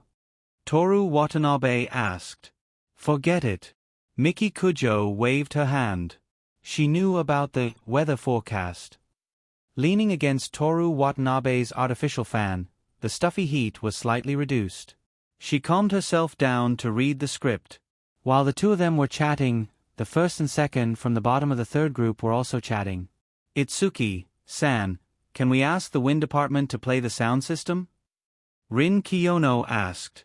Of course. Aoi Ichiki had initially turned around to face Toru Watanabe, but when she saw him, she turned around without saying a word. Miki Kujo lifted her head from the script and looked at Aoi Ichiki coldly. Toru Watanabe fanned harder, and Miki Kujo lowered her head again. Kiyono, if you need any help with the play, please don't hesitate to ask. Thank you. Rin Kiyono nodded gently. We're currently lacking an actor. If you're willing to participate, please come to the Human Observation Department for an audition after school. Audition? Aoi Ichiki was stunned for a moment before she said happily, since we're going to audition, does that mean we're going to get paid? Poor high school students. Since they had already auditioned, they were still using the salary calculation method. At this time, she should sign a contract to sell herself and get a sum of money that she wouldn't have to worry about for the rest of her life. Hourly wage? No. Rin Kiyono coldly rejected the request of the working class. The temporary price of the tickets for the play is 200 yuan. If you pass the audition, I can give you all the money. Wait. Minister. Deputy Minister Watanabe indicated that he had something to say. Speak. Department head Kiyono held a meeting in the classroom. All of them? What kind of all? Divide it into 6 equal portions, 1/6 of everything? What do you need money for? Rin Kiyono asked with a matter-of-fact expression. I don't have anything to say. Rin Kiyono turned to look at Aoi Ichiki. Is this okay? Wouldn't it be too much? Aoi Ichiki asked in a low voice, embarrassed. 200 yuan per ticket. Even if 500 people watch, it's only 100,000 yuan. It's not even enough for you and Watanabe classmate to eat sushi at Kiwa Cho 4 times. Kiyono classmate, how do you know about eating sushi? Aoi Ichiki was shocked. That person has no rights in the society, so naturally, he has no right to privacy. Toru Watanabe looked at his hand that was fanning Miki Kujo's members. Indeed, he had no rights. Then, Aoi Ichiki looked back and forth at the 3 people. Do you know everything I said? I only know that it's about my Asahi. I'm not interested. Rin Kiyono said lightly. I still don't understand, why you guys? Itsuki classmate. Toru Watanabe interrupted her. Aoi Ichiki unwillingly pouted her lips, but in the end, she didn't continue. The conversation ended here. Rin Kiyono was very busy. Even if she wasn't, she wouldn't chat with Aoi Ichiki. She took out a notebook and made a list of things she needed to buy. After she finished, she said to Toru Watanabe, Today after school, let's go shopping. I'll buy, you carry. Do you have any objections? Kiyono classmate, today is September 9th. 113 days until New Year's Day. What does that have to do with it? It's Mickey's birthday. Also, how can you say how many days until New Year's Day? Do you need to deliberately mention this kind of thing? Rin Kiyono tilted her head. It's really not worth mentioning. Let's talk about Mickey's birthday, you. I'm talking about this. You should have received the invitation by now. Toru Watanabe pretended not to hear her and continued, This time, there won't be a ball. Just the 3 of us, plus the 2 wives, will eat together. Did you prepare the gift? We'll buy something on the way. One will give an old book, and the other will buy something. I also want to have the same relationship as you, so that I don't have to worry about gifts. Toru Watanabe sighed. What gift did you prepare for me? Miki Kujo didn't look up, her eyes were still looking at the script. She had a pen in her hand, and she was scribbling on the script. You'll know tonight. Apart from the gift I prepared, Miki, is there anything you want in particular? Toru Watanabe asked her. Anything I want in particular? Miki Kujo tapped her chin with the pen, showing a thoughtful expression. Toru Watanabe's gaze shifted to her hairstyle, then to her delicate ears, beautiful jawline, white and tender neck, and bulging breasts. Become a cat? Miki Kujo came back to her senses and said with a smile. Toru Watanabe took the pen from her hand and wrote in the blank space of the script, That's my birthday gift for you. Change it, he said as he wrote with his hand. Miki Kujo glanced at it and looked up with a smile. She rested her chin on her hand and said in a pleasant tone, Aladdin's magic lamp? Toru Watanabe puffed out his chest, crossed his arms in front of his chest, and said majestically, Mortal, say your wish. No matter what. Fan. Oh. Toru Watanabe let go of his hand and continued to fan the young miss. Miki Kujo's bangs were gently blown by the wind. In this cool feeling, she looked out the window. Have you thought about it? Toru Watanabe said with a smile. Miki Kujo retracted her gaze and lazily laid on the table. I wanted everything in the past, but now I don't want anything. At this time, the bell rang for class. Toru Watanabe fanned her twice and said, Take it slow, I have a lot of fun things here. If I can't get them all at once, one a year is not a problem. Now, he opened the system interface and scrolled down the interface of the shop. There was a huge pile of items. Although many of them were items like the fruit knife, that looked supernatural but actually had no use. As for the remaining small portion, if there was no point limit, Toru Watanabe could replace Doraheim. That's right, I'm the god of the new world. Under Rin Kiyono's very impolite and very sympathetic gaze, Toru Watanabe gave up on his fantasy and prepared to go to Mathematics B. The day was spent talking about the script, perfecting the shopping list, and chatting. After school, Toru Watanabe and Rin Kiyono took Miki Kujo's luxury car to the restaurant that the ladies had booked. On the way, Rin Kiyono got out of the car once. She walked across the road and walked into a scarf shop. When she came out, other than her school bag, there was an extra gift bag in her hands. Scarf. Toru Watanabe did not know what to say. It's a very beautiful scarf. I didn't buy an ugly one on purpose. Rin Kiyono explained. Is it important whether it's beautiful or not? You definitely bought it on purpose because she's hot today, right?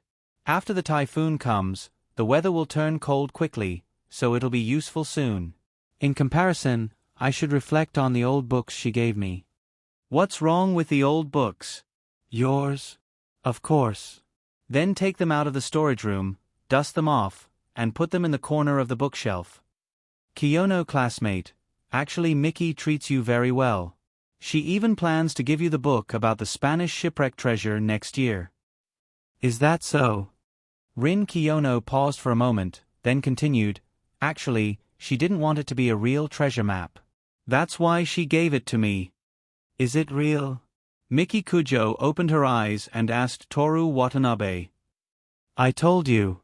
Toru Watanabe said innocently.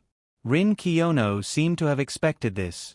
She said naturally, On the other hand, Watanabe classmate, you were willing to let me read the book. Toru Watanabe was speechless. He really didn't care about the shipwreck that still needed to be salvaged. He didn't mind showing it to Rin Kiyono, but the situation at that time.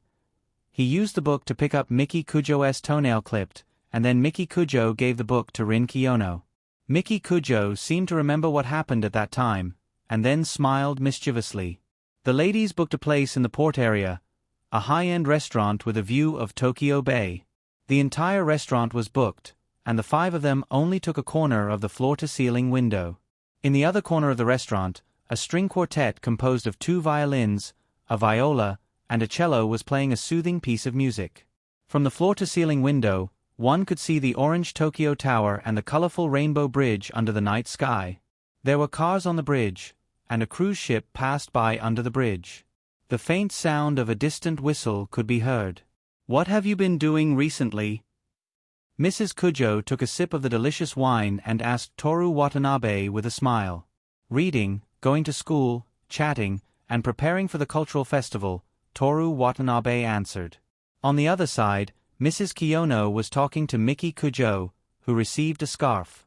Probably because of last winter's Christmas season, she took out a sun hat as a Christmas present, so she didn't have any bad intentions.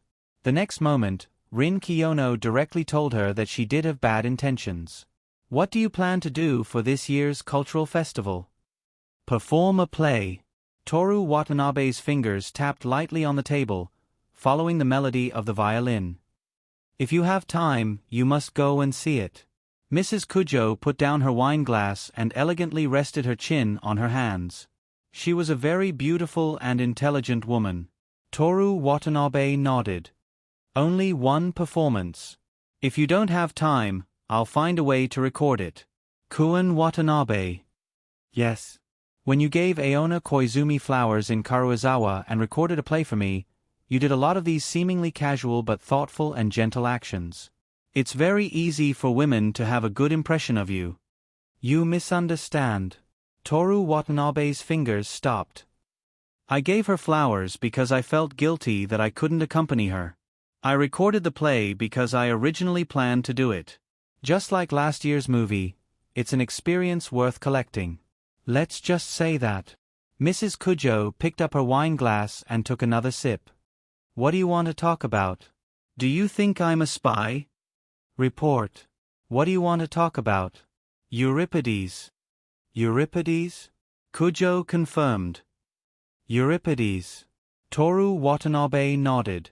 Rin Kiyono sat across from him. They felt each other's gaze and looked at each other for a few seconds. Then, Rin Kiyono continued to listen to his mother's nagging. Toru Watanabe said to Mrs. Kujo, "Isn't it a play? That's why I read some books about it. I found that in many tragedies, God's arrangement of the characters' fates is extremely casual, and human lives are extremely indifferent. Some gods are even willing to sacrifice the lives of innocent people for revenge. Most of the reasons for revenge are just some seemingly reasonable but absurd reasons, or, what are you talking about?" Miki Kujo came over. Euripides. Mrs. Kujo answered on behalf of Toru Watanabe. To be precise, it's caused by Euripides. It's about the existence of God in tragedies. Toru Watanabe added. Why aren't you talking about the resurrection of Jesus? Miki Kujo sneered with an innocent expression. Then let's change the topic. Toru Watanabe said. Well, let's talk about how to make the hens lay more eggs. Mrs. Kujo suggested. I know this. I learned a little from my mother. Toru Watanabe's interest was piqued. He leaned forward slightly. The chickens in the city eat very nutritious food, but they don't have enough space to move around. I suggest we choose a place with water and grass. The hens can also eat some high-protein worms.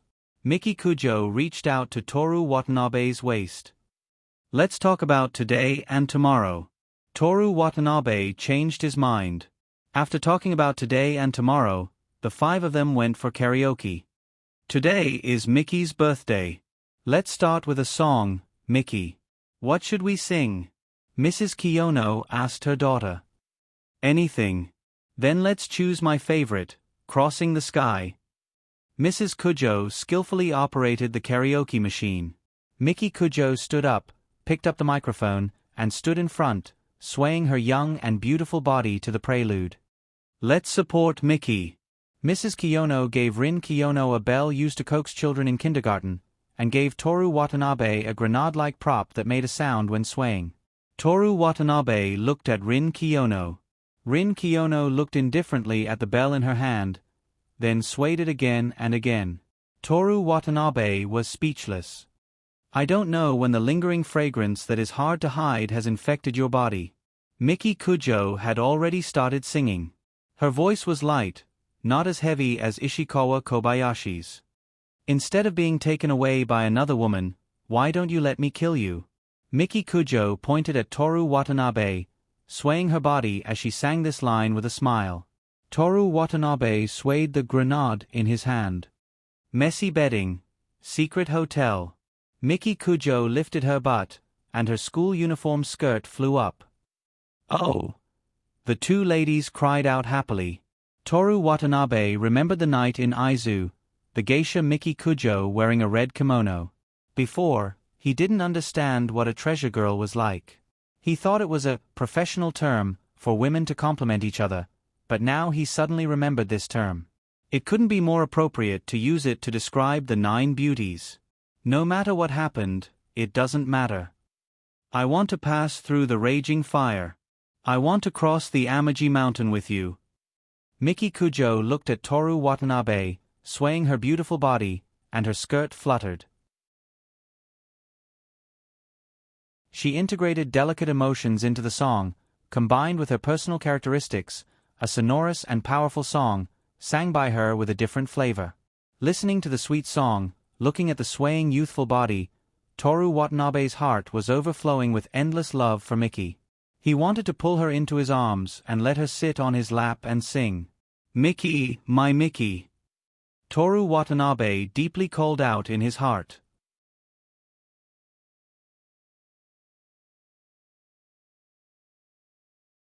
Chapter 329. It wasn't until midnight that the party ended. If you can't get up tomorrow, it's okay to take a day off, the two ladies told their daughters. After watching the elders leave, the three of them got into the back seat, which was spacious enough to serve as a small conference room. The car slowly drove out and headed towards Shiya Station, leaving the orange Tokyo Tower behind in the night. After sending Rin Kiyono back to her apartment, the two of them returned to Kamabocho. After washing up, Miki Kujo lay on the bed in an ecstatic position and said to Toru Watanabe, "Take out the cat transformation prop." "Wait a moment." The two of them, one on the bed and one under the bed, looked at each other. After 3 seconds, Toru Watanabe said, "Imagine, your soul leaves your body and appears anywhere within 50 meters. So, Toru Watanabe climbed onto the bed, slept on the left side, and covered himself with the quilt. The next moment, a white cat with emerald eyes appeared on Toru Watanabe's stomach. "If I could directly turn my body into a cat, I would have given it to you as a means of escape," Watanabe the cat explained with his beautiful triangular mouth. Miki Kujo looked at Toru Watanabe, who seemed to be asleep, and then looked at the cat. She lay down on the right side of the soft white bed, covered herself with the quilt, and closed her eyes. After a while, Miki Kujo's body relaxed, as if she had fallen asleep. At the same time, a ragdoll cat appeared out of thin air on Miki Kujo's stomach. Cats are pets, and they can be described with words such as cute, cute, and so on. But the furry ragdoll cat in front of her was the word beautiful. Attractive eyeliner, round eyes, a curvy back, velvety hair, a tail of just the right length, and an elegant sitting posture. It could be said that she was the best among cats. Kujo the cat raised her soft front paws and looked at her own body. "He's kind of cute," she said. "Actually, this ability is very ordinary," Watanabe the cat said. "Only the soul can turn into a cat, and it can't leave the body for more than 50 meters. Kujo the cat put down its front paw and looked at Watanabe the cat. The two cats stared at each other quietly for a while. At some point, they both laughed at the same time. Then, Watanabe the cat pounced on them. Nine-Tai cat leaped lightly, her elegant and beautiful body dodging Watanabe cat's attack. The two cats chased each other around the bed, under the bed, on the chair, on the dressing table, by the bay window, and throughout the entire bedroom. The two cats didn't stop until 3 o'clock in the morning. They were curled up between the two human bodies, their faces pressed together. "I have the night vision and agility of a cat. If I can turn into a bird, can I fly into the sky?" Kujo wagged her tail. She was in a good mood. "Maybe," Watanabe the cat said softly, "we can go see the sea of clouds together." "All right." The two stayed quietly for a while, feeling the warmth of each other's bodies. "Sis," Watanabe the cat said in the night, as if he was afraid of waking up the moon. "What?" Kujo the cat asked in the tone of a little girl whispering. "Can you go back? Go back. Do what?" The two were like children who refused to sleep, hiding under the quilt and secretly chatting. "I want to sleep with sister. Perverted cat. Sister. Want. Good. Teach. You. Okay." The cat disappeared, and the human began to move. Toru Watanabe didn't sleep the whole night. He got up at 5 o'clock to do his morning exercise. Running was the simplest form of exercise. As long as he had a pair of shoes and a running path, he could run as he pleased. He ran from Monday to Friday, and on weekends, he would go to the nearby swimming pool and swim dozens of times in the 50-meter swimming pool. He started jogging from Kamahocho, and gradually became familiar with the roadside scenery. He arrived at Shitani Station. Then he ran southwest from Shitani Station, passing by the Suga Shrine, where he quarreled with the old women, and returned to Shinano Village. In a nearby breakfast shop with only a window, he bought breakfast for the 3 teachers and senpai. At this time in the morning, the street was empty. Only the crow diligently squatted on the roof, its black eyes looking around. Toru Watanabe stood on the street that seemed to be in ruins. The scenery above the street was divided by wires. As the autumn deepened, the sky became more and more lonely. There was a plane, straight from east to west, drawing a white line in the light blue sky. Toru Watanabe raised his left hand and looked at the dial. 5:46. Guest, your milk and cheese fried ham bread. Thank you. Thank you for your patronage. Take care. Toru Watanabe walked into the apartment with breakfast for 5 people. The mood of missing home gradually faded away, replaced by a happy mood of looking forward to meeting them. September 10th. Miki Kujo didn't come to school. How's the fashion design going? Before the morning class meeting, Rin Kiyono asked Toru Watanabe. Your set is finishing up. Right, take a look at it yourself. Rin Kiyono took Toru Watanabe's phone, opened the chat history between him and Kakawa Saimai, and zoomed in on the latest design sketch. She put her hand on her chin, looked at the picture with clear eyes like the autumn sky, and her lovely face showed a thoughtful expression. Here, change it a bit, the collar. Wait a moment. Toru Watanabe took the notebook with the female voice actress poll and wrote down what she said. Not only were the two busy, but the entire 4th class was working hard for the cultural festival. They decided to open a fried noodle shop and sell fried rice and grilled sausages. At the evening class meeting, under the leadership of the class monitor, they decided on the candidates for each position, arranged shifts, and discussed what to wear to receive guests. First and most important is the chef. Kei-mei and Chen Huizi. Those two are very good at family classes, and it's no problem for them to be brides directly. The female monitor said directly. The classroom was filled with laughter. Kei-mei classmate, Chen Huizi are just classmates, is that okay? Aona Koizumi asked with a gentle smile. Kei-mei had no problem and nodded directly. Chen Huizi raised her hand high with her sleeves rolled up. Jinchin must come too. Me? The female monitor pointed at herself. Chen Huizi, if you let Jinchin be in charge of cooking, all the guests will be poisoned to death. Osamu Kunai laughed. Koi. Do you want to die? Jinchin picked up a piece of chalk and was about to throw it. Teacher, the monitor wants to kill me. Osamu Kunai crossed his legs and covered his face with his hands. The classroom was noisy. Finally, the male monitor pushed up his glasses. There are still 2 weeks until the cultural festival. Jinchin classmate can borrow the home classroom. If it's just fried noodles, she'll learn it quickly. Okay. The female monitor wrote her name behind the fried noodles. There are 3 people, and we're still missing 2. Alright, there are still 5 people in shifts, and there are a total of 10 people in the cooking team. Let Kiyono do it, a girl suggested. If she makes fried noodles, there will definitely be a lot of boys lining up. Yeah, let's not talk about boys, I also want to try Ashijino-san's cooking. That's great. I'll be in charge of the publicity or food procurement. Rin Kiyono's calm voice was like pouring water into the classroom, and the world suddenly quieted down. Oh, okay. The female monitor came back to her senses. Then I'll leave the publicity to Kiyono. This was the legendary upper class of the school, and her personal will was above the class. The so-called monitor was only in the middle of the management. What about Watanabe classmate? Another girl suggested, as long as it's food made by Watanabe-kun, even if it's poison, many girls will be willing to eat it. That's you, right? Of course not. The girl immediately denied, and then said, if it's poison, I'll only eat it if Kun Watanabe begs me.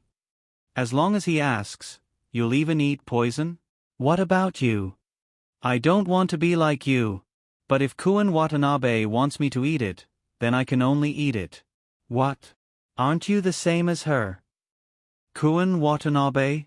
The female monitor looked at Toru Watanabe. There are already 3 people in charge of the fried noodles, 1 for the fried rice, and 1 for the grilled sausages. Which one do you want to choose? Have you confirmed that I'll be in charge of cooking? Toru Watanabe asked. Of course, the female monitor said with a smile. Those who recommend Kun Watanabe to be in charge of cooking, please raise your hand. A large number of people raised their hands. Okay. Toru Watanabe succumbed to the cooking in the pot. Fried rice, Chinese egg fried rice, I'm really good at it. You actually know Chinese cuisine, that's amazing. I want to try it. I'm looking forward to it. Is there an internal staff meal? Free, leisurely eat Kun Watanabe's cooking? The first place of this cultural sacrifice class activity will definitely be ours. Stop, stop, stop. The female monitor shouted. Now is not the time to discuss this. Kiyono classmate, please write Kun Watanabe's fried rice in the slogan. Add a heart behind the fried rice. Kujo classmate will definitely kill you if she knows. Just the 10 people in the cooking group alone discussed the evening class, and the rest of the work could only continue tomorrow. After school, Aona Koizumi found Toru Watanabe and Rin Kiyono. When will the rehearsals for the play start? She asked. There are only 2 weeks left. If we want to achieve the perfect performance, and there are all kinds of things, we must hurry. Kujo classmate asked for leave today, and the main actors are not present, so we can only do it tomorrow. But teacher, please be prepared and memorize your lines in advance. Rin Kiyono said. This is my first time acting in a play, I don't know if I can help. Aona Koizumi was a bit hesitant. Don't worry, before the official performance, I will guide you until you pass. Rin Kiyono said without any trace of politeness. Then I'll leave it to you. Aona Koizumi did not mind her tone at all.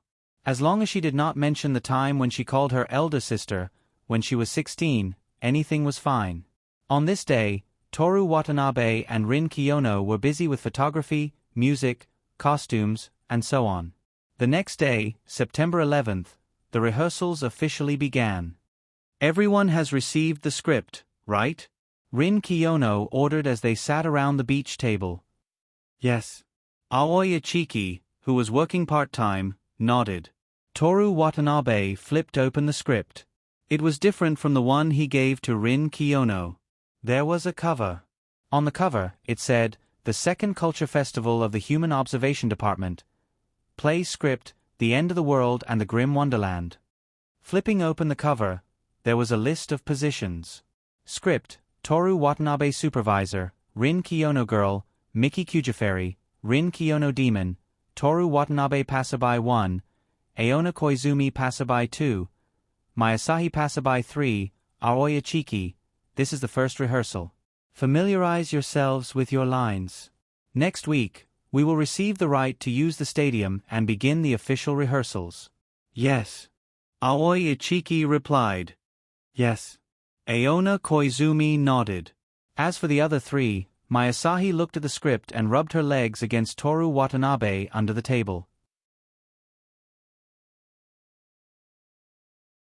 Toru Watanabe tried his best to pretend to be calm so that Kiyono would not notice anything amiss. Miki Kujo supported her head with her left hand and flipped through the script with her right hand. Let's begin. Following Rin Kiyono's words, Toru Watanabe read the first line of the script. Good morning, girl. Good morning, Mr. Demon.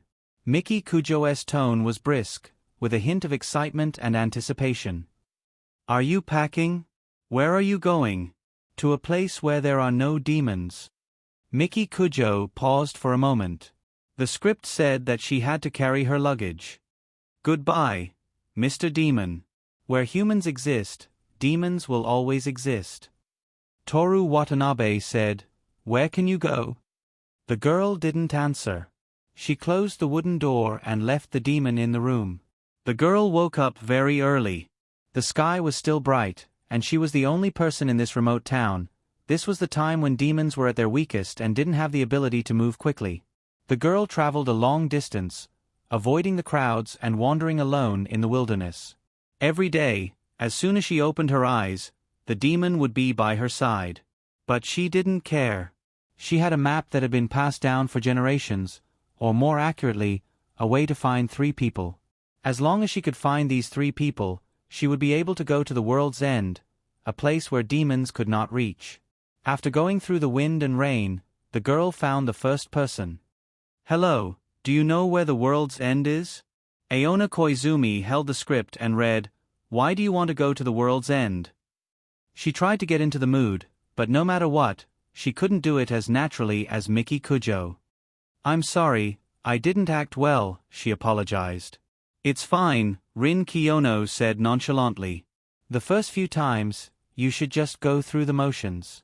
Emotional matters, if there is of course, good, but if there isn't, there is no need to rush. I understand." On the other side, Aoi Ichiki breathed a sigh of relief. Miki Kujo was simply a natural-born actress. Just by sitting there and reading a few lines, she felt as though she was watching a formal performance. During the rehearsal, if there is anything in the script that you think needs to be changed, or if you have better lines, please feel free to say it, Rin Kiyono said again. "All right," everyone either nodded or replied. "Let's continue. Start with the girl's hello. Do you know where the world's end is?" Start with this line, "Hello, do you know where the world's end is?" Miki Kujo propped up her head with her left hand, casually holding the script. The tone of her voice perfectly reproduced the girl in the script. "Why do you want to go to the world's end?" "According to legends, there are no demons there. I want to go to a place where there are no demons. I know 1/3 of the way. If you can complete my mission, I can tell you." The girl completed her mission. Before leaving, the first person said to her, "If you find the world's end in the end, please come back and tell me. If I find it, I will definitely tell you. Thank you for the information. Goodbye." The girl passed the tests of the 3 people one by one. Finally, she arrived at the fairyland where the fairy lived. There were no demons here. The girl and the fairy spent a happy time together. One day, she remembered her promise and prepared to go back and find the first person. Before leaving, the fairy told her, "The demons have noticed that you have disappeared from the human world. When you go out this time, you cannot let anyone see you communicate. You can only send messages through messages. Once the demon found the girl, he would follow her to the fairyland. There would no longer be a place without demons in the world." The girl agreed, but for various reasons, she was still found by the demon in the end. The demon followed her into the fairyland. The fairy reprimanded the girl and mercilessly expelled her from the fairyland. Then, she took the fairyland and left the human world. From then on, the human world no longer had the world's end. There were demons everywhere. That was the original script.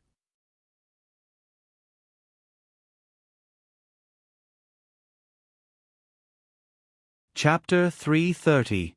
After the first rehearsal, or rather, it would be more accurate to say that they took turns reading the script. Seino Rin put down the script in his hands and looked at everyone. She said, "Do you think there's anything in the script that needs to be changed?" The table was silent for 2 seconds.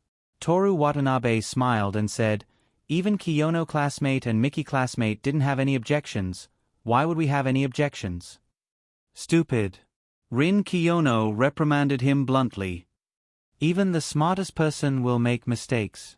Listening to everyone's opinions is what a smart person would do. I don't know what a smart person would do, but if you scold Watanabe again, don't blame me for being rude." Miki Kujo slammed the script on the table. Rin Kiyono hugged her elbows and replied without backing down, "I can't scold him?" "Yes." This was what my Asahi said.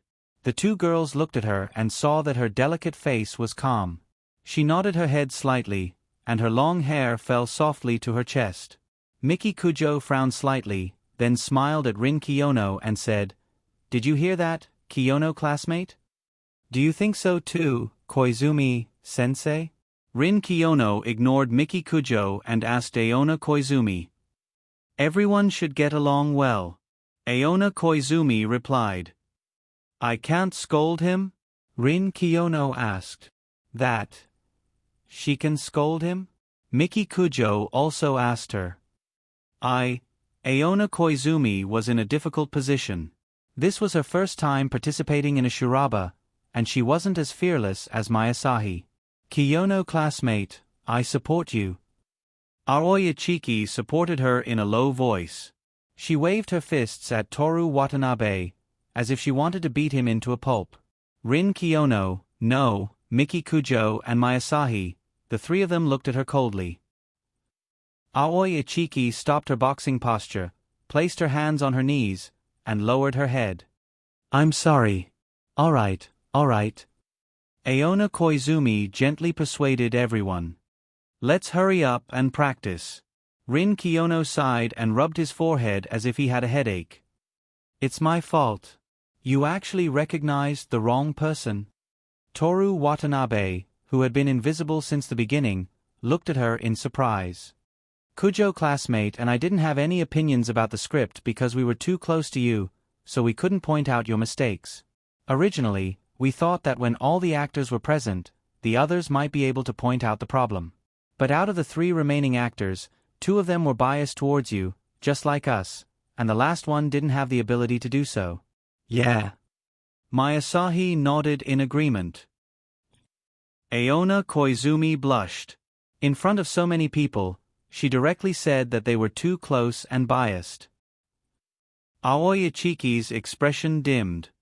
I'm sorry, classmate. Rin Kiyono explained. I'm not trying to make things difficult for you because of what happened just now. I'm just speaking the truth. The devil is in the human world.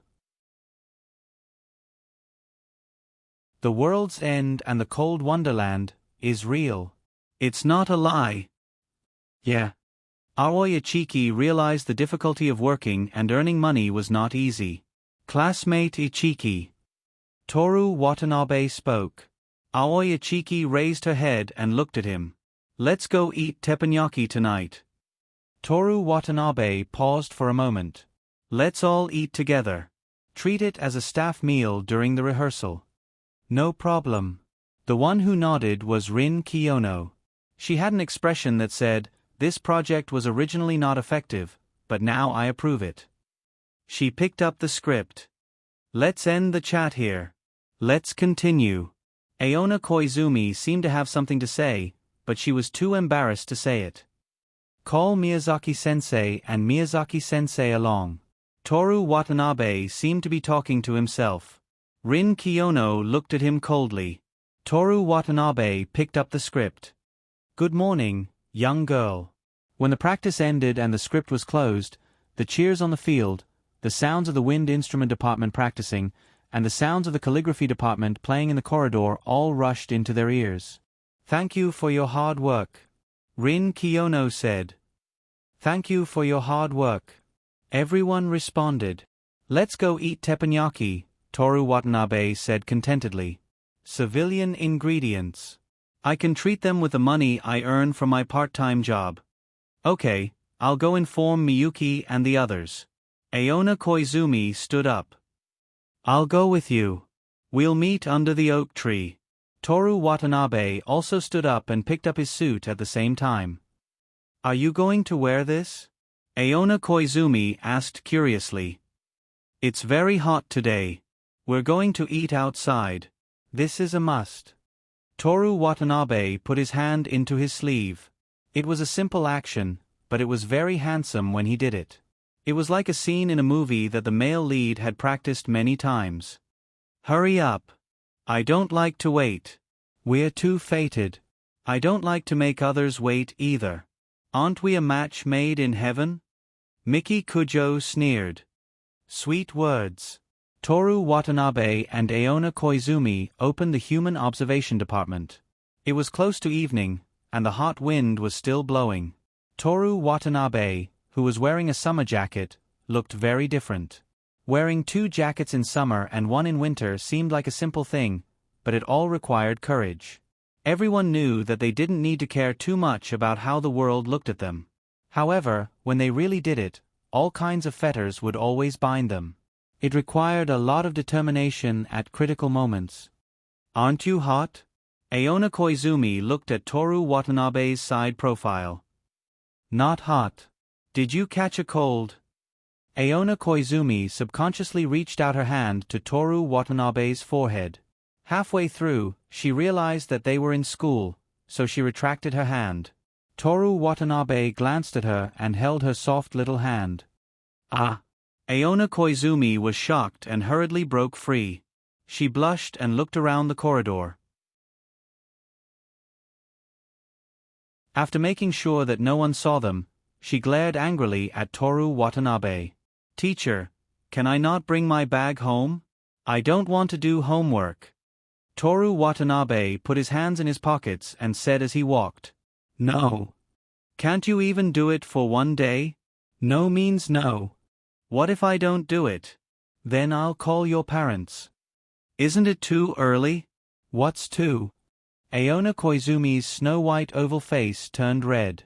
She glared at Toru Watanabe.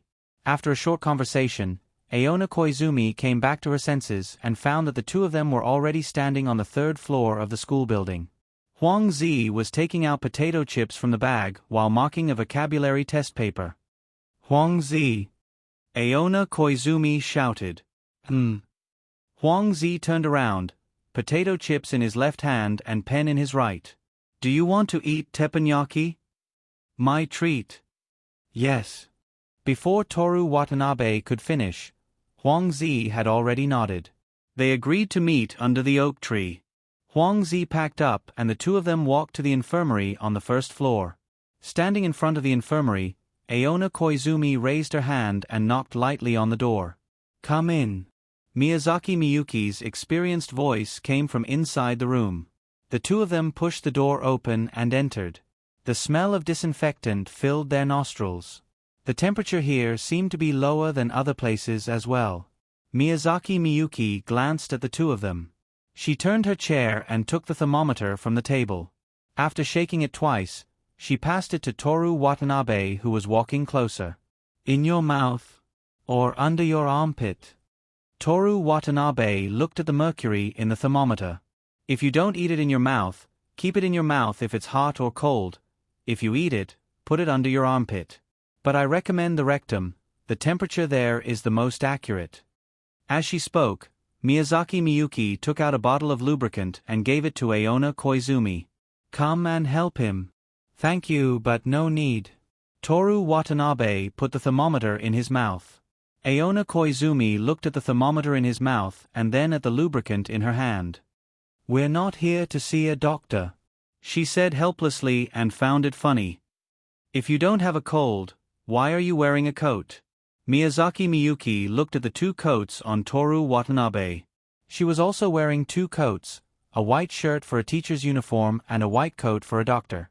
She even had a staff tag around her neck. "Whether I have a cold or not, it's not a bad thing to have a test. Just treat it as an annual checkup." Toru Watanabe had the thermometer in his mouth. His voice was slightly different from usual. "If you want to take a test, then do it properly." Miyazaki Miyuki crossed her legs. Even though she was a doctor, she had the aura of a great scientist sitting there. Toru Watanabe raised his hands and made a gesture of surrender, saying, "If the thermometer is in the right place, I'll take it obediently." "Are you really going to take a test?" Aona Koizumi asked him. "Kiyono-san and the others are still waiting for us." "I almost forgot." Toru Watanabe took out the thermometer from his mouth. "You're not here to see a doctor?" Miyazaki Miyuki glanced at the two of them. "We're going to eat teppanyaki, so we came to call you," Aona Koizumi said. Miyazaki Miyuki nodded and stood up to take off her white coat. "Miyuki-sensei, it's already taken. Help me take a look." Toru Watanabe handed the thermometer to her. Miyazaki Miyuki took the thermometer, wiped it with alcohol, and put it back. "The thermometer isn't Aonai. It won't turn into you so quickly. Miyuki-sensei." "Koizumi, sensei, and I haven't done anything yet." Do you have any ideas, Miyuki-sensei? Watanabe. Just do it by force. Miyazaki Miyuki said casually. Aona Koizumi stepped forward and helped Miyazaki Miyuki take off her white coat, urging her, hurry up. Don't make them wait for too long. After Miyazaki Miyuki locked the medicine cabinet and the infirmary door, the three of them changed into their own shoes and walked towards the school gate. Under the huge and green oak tree, the setting sun had to overcome the difficulties of the bushes before it could shine through the gaps between the leaves. Miki Kujo stood there. Her figure was slim and beautiful, and she was wearing the same school uniform. Only she revealed a dignified and noble aura. She was an intoxicating, irresistible, and dangerous noble girl. Beside her, Qing Yi Rin had snow-white skin and an awe-inspiring figure. He gave off a quiet and elegant feeling. There was indifference on her beautiful face. Toru Watanabe didn't know when it started, but he liked to look at her indifferent expression from the side. There was also Mayasahi. She wore a long dress and had a calm expression. She was as gentle as a seaweed, but in her heart, she was passionate like an underwater volcano. On the surface, she was calm and expressionless, but on the inside, she was passionate and crazy. This kind of Mayasahi could make people fall head over heels for her. Too slow. Miki Kujo looked at the approaching Toru Watanabe. I took her temperature while I was at it, Toru Watanabe explained. We were waiting for Miyuki-sensei to come. He's already here. Let's go. The 8 of them found a teppanyaki shop. The entrance was very small. It was barely big enough for 2 people to walk in side by side. They lifted the curtain and pushed the door open.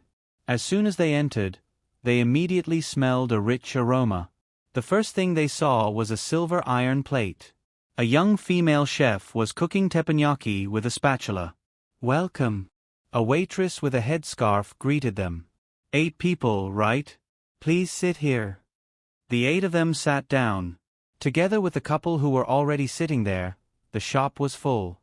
Excuse me, Toru Watanabe said to the waitress. Can I use new cutlery? It'll be on the bill. No need. The waitress quickly said. If you need it, we can provide new cutlery. Thank you. You're welcome. Toru Watanabe was going through the process. Miki Kujo, who was sitting beside him, was already used to such a small shop. Every few days, she would be dragged out by Toru Watanabe. Taidong District's shabu shabu, Setagaya District's teriyaki shad, Adachi District's Thai curry, Nakano District's mapo tofu. These were the complete opposite of what she usually ate, top-notch ingredients and simple cooking. Aonai, Miyuki, do you still remember? When we lived in Shanbing District, there was a teppanyaki shop nearby. We went there every day. After ordering, Huang Zi said to the 2 of them, I haven't eaten it in a long time. When Watanabe mentioned it, I really wanted to try it. Aona Koizumi said with a smile. Miyuki nodded in response. She placed her chest on the table. Miki Kujo's was soon done.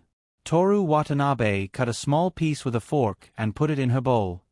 Be careful, it should be a little hot. He reminded her. Miki Kujo picked up a pair of disposable chopsticks and took small bites. How is it? Toru Watanabe asked. It's very hot. It's not bad. Have some too. Toru Watanabe picked up a pair of chopsticks and picked up a piece of fried noodles, vegetables, and sauce. He swallowed it in one bite. Toru Watanabe took another bite. It's delicious. Che. Mayasahi's was also done. Try mine. Toru Watanabe glanced at Miki Kujo. Miki Kujo said in annoyance, Eat. I'm so happy to be able to try everything.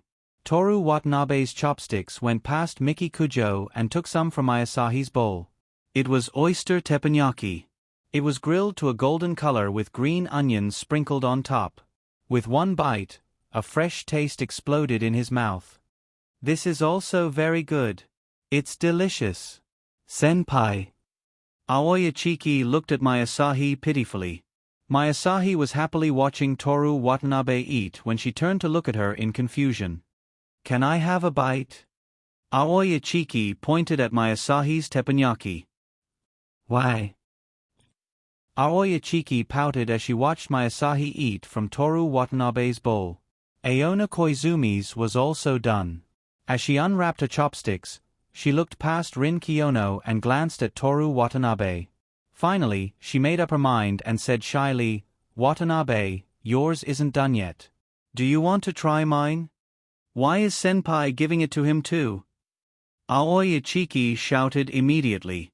Aona Koizumi was the idol of the girls in Class 4. She was fashionable, smart, beautiful, and independent. There were girls everywhere who dreamed of becoming like her. Watanabe's treating, and his isn't done yet. Aona Koizumi's ears were red as she explained. "Then I won't hold back." Toru Watanabe unbuttoned his sleeves and rolled them up. He walked past Rin Kiyono and took some from Aona Koizumi's bowl. Rin Kiyono looked at Toru Watanabe's perfect muscles in front of her. Red shrimp, golden streaky pork, green onions, and black sauce. Because they had just left the bowl, the ingredients were still sizzling. Toru Watanabe opened his mouth and ate everything in one bite. "Is it good?" Aona Koizumi asked. Toru Watanabe couldn't bear to say anything. He chewed and gave a thumbs up. When he finally swallowed, he said, "I ate 3 bites, but it made me hungry. Miki, have another bite." He then took a few more from Jojo Meiji. Chewing, swallowing, drinking soda, and another bite. Just as she was enjoying the delicious food, the waitress suddenly laughed. "What's wrong?" Aoi Ichiki asked as the teppanyaki wasn't done yet. Sorry," the waitress said embarrassedly. "That's right. This customer is sitting closer to him, but she didn't let him try her own teppanyaki. I was wondering if they had a fight." She was talking about Rin Kiyono and Toru Watanabe. "We're not a couple yet. Let's talk about it at the end of the year," Rin Kiyono explained.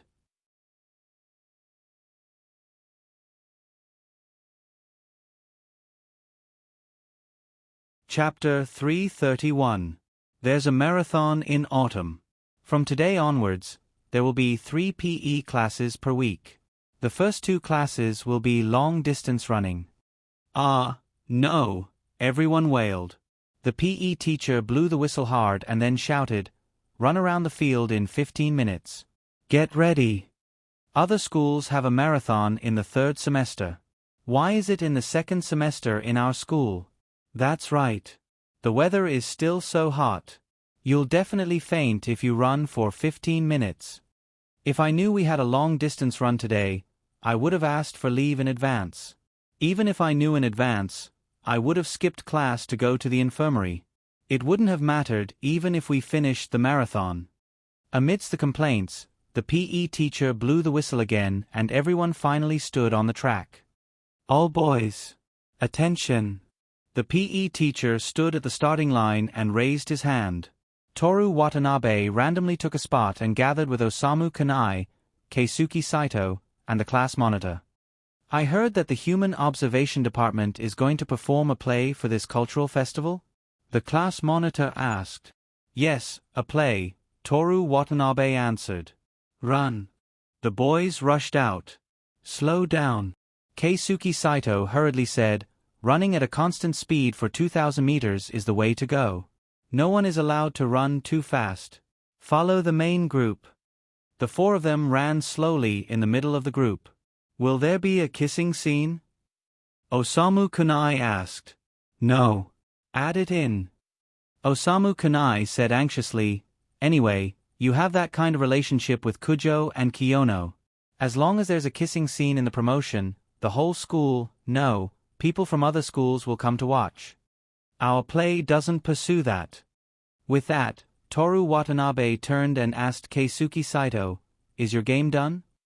"Soon," Keisuke Saito said while panting slightly. "All right, when Chen Shenzi gave me the original art, he said that the head of the art department dreamed of you last night." "Dreamed of me? What did you dream about?" She said that she dreamed that you were pressing her down to change the design. You asked her to draw chemical experiment equipment, but after she finished drawing, you said that it didn't match the chemical experiment you wanted to do. The head of the art department was so angry that she argued with you in the dream. How exactly did you destroy others? Osamu Kunai asked curiously. How can it be called destruction? That's to train her ability to withstand pressure. Slow down. Slow down. Don't be so fast. Keisuke Saito shouted. The four of them slowly fell behind the group of boys. The girls who ran faster were already 10 meters behind them. Toru Watanabe looked back and saw Miki Kujo running at the front, so he slowed down. The girls beside Miki Kujo made way for them and snickered as they sized up the two of them. What a coincidence, Miki Kujo said with a smile. It's not a coincidence. I was waiting for you, Toru Watanabe replied. Over there. The PE teacher whistled sharply. Toru Watanabe. Run for me. And those boys over there. Whoever gets overtaken by a girl will have to run 3 laps around the school. Teacher, what if the girls get overtaken by the boys? Toru Watanabe turned his head and shouted at the PE teacher. Rin Kiyono, who was at the back of the girls' team, looked straight at Toru Watanabe with her charming face and clear eyes. Run 2 laps around the field. Ha! Kun Watanabe is so annoying. Why did you ask? The girls wailed. A few girls from the track and field department strode forward with their muscular legs and quickened their pace. At the same time, the boys also increased their speed. Osamu Kunai, Keisuke Saito, and the class monitor didn't say anything about running at a constant speed. Osamu Kunai rushed to the front of the line. Do you think Kiyono will be punished? Toru Watanabe said with a smile. Definitely, Miki Kujo said with a smile. Great minds think alike, Toru Watanabe agreed wholeheartedly. Toru Watanabe. The PE teacher roared. After the PE class, Rin Kiyono leaned on the table. So pitiful, Miki Kujo rested her delicate and charming face on her hand and smiled as she admired her pale face. Rin Kiyono didn't move. She looked at her and weakly said with her perfectly small lips, Men are sometimes children. It has nothing to do with age or status. They often have childish thoughts and never get tired of them. They're even obsessed with them. Bullying the people they like is one of their manifestations. After being a loser for so long, you've become so good at comforting yourself. Miki Kujo said with a look of admiration as she clapped her hands. You're not bad yourself, Rin Kiyono replied without much interest. After a simple exchange of words, Toru Watanabe, who had been ordered by Rin Kiyono to buy drinks, came in with a large pile of drinks. Kiyono-san, I want to see how you're going to finish all of these, he said. Rin Kiyono picked up a bottle of lemon juice and took a sip. She pointed to the front of the class and said, Give the rest to the girls in the class. After a short pause, she added, Except for Kujo-san. They had classes, club activities, and were chased by the cultural festivals of their classes and clubs. They repeatedly and leisurely passed their ordinary time. On the second Saturday before the cultural festival, Toru Watanabe and Rin Kiyono went out to purchase equipment. They agreed to meet at 10 o'clock. Toru Watanabe arrived at Banqiao Station at 9:40. After waiting for 5 minutes at the kiosk at the exit, Rin Kiyono walked out of the ticket gate. The weather was still hot. She wore a striped shirt and a tight green skirt.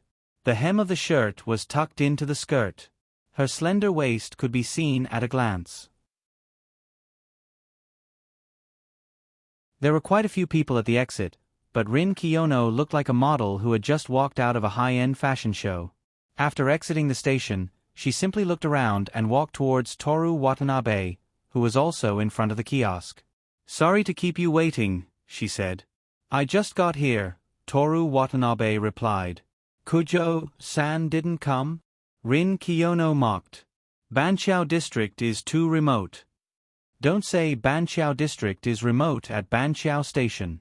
After lecturing, she smiled and said, But I haven't been here before. Jackals of the same lair, let's run, we're going to be beaten. Toru Watanabe walked towards the zebra crossing. Rin Kiyono also took a step forward. Jackals of the same lair is a derogatory term. I suggest you change it. Same lair? Fox and dog gang? Colluding? Colluding doesn't have a positive or negative connotation. Don't you know? I know. Ah, Rin Kiyono put her hand on her chin and said with a beautiful smile, haven't you always been proud of your understanding of Chinese culture? Unexpectedly, you're not as clear as me. I already said I know. Stubborn tongue. I know this. It's from Lanling Xiao Xiao Shang's Jin Ping Mei Ci Hua, Chapter 30, right? Toru Watanabe said proudly. Is Jin Ping Mei good? Rin Kiyono asked with a smile as if chatting with him. Speaking of which, Banqiao is really like the countryside. Toru Watanabe said. The two of them were passing by the tram tracks. In the summer, the middle and both sides of the tracks were covered with grass, giving a sense of wilderness. Suddenly, there was a flock of sheep coming from the opposite side. The sheep were walking while eating grass. It was not strange to suddenly see such a scene. This was the Banqiao district's summer station. Above the tracks, there were intertwined wires. Tetsumesa Watanabe stared at the wires. At this time, there was a gust of wind. Ah! He blinked. Rin Kiyono turned her face, using her eyes to ask him, what's wrong? Dust got in. Toru Watanabe rubbed his eyes. Even if it's Superman, his eyes are still a weakness. No, Superman's eyes can emit a superheat ray. Let me explain, it's not a laser, but a kind of shockwave ray with a temperature of up to 6,100 degrees. Its speed is 100 times faster than light. Moreover, it mainly uses the shockwave as an attack, with the heat as an aid. Superman can freely adjust the intensity and temperature of the shockwave. Seino Rin explained as he handed over a blue handkerchief with dolphins embroidered on it. I'm not talking about Superman, I'm talking about me. Toru Watanabe wiped his eyes with the handkerchief, but I'm a little surprised that you would watch that kind of movie. In your mind, what kind of person am I? A boring girl who only knows how to read books?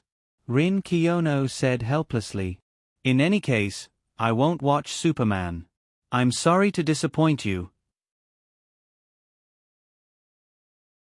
He couldn't see her face, only her cold and pleasant voice could be heard. I don't only watch Superman, I also watch Doraemon. I was even forced by someone to watch The Melancholy of Haruhi Suzumiya. You put The Melancholy of Haruhi Suzumiya at the end.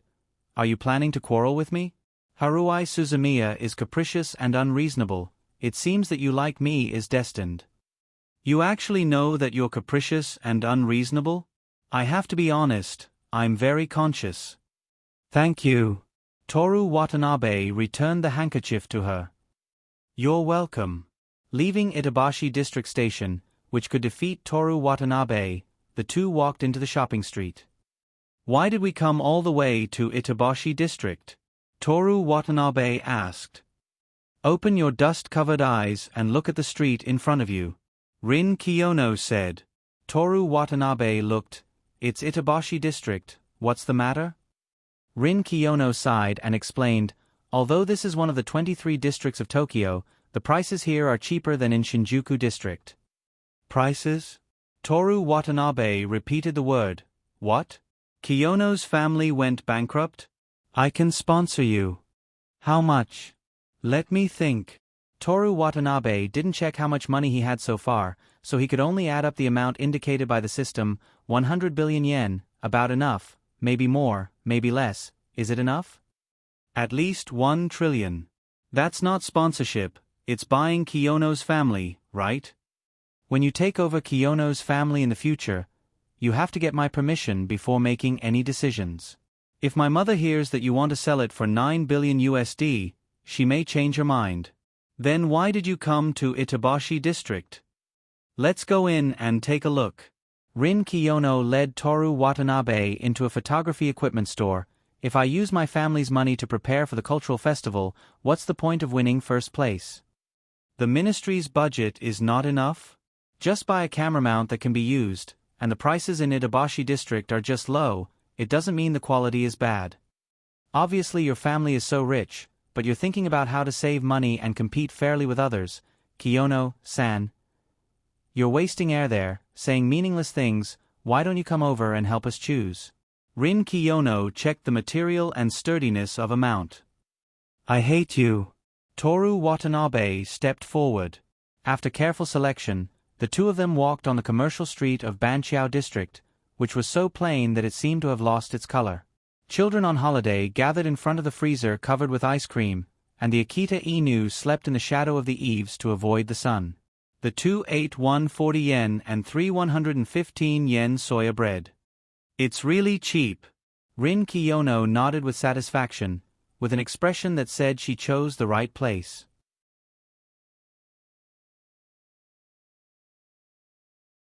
I don't know if this counts as a date. Toru Watanabe looked at the plastic bag in his hand that originally contained soya flour, but treating a girl to 40 yen bread, don't you think it's beneath my status as a billionaire? If you have something to say, just say it. I'm hungry. Toru Watanabe crumpled the plastic bag into a ball and stuffed it into his trouser pocket.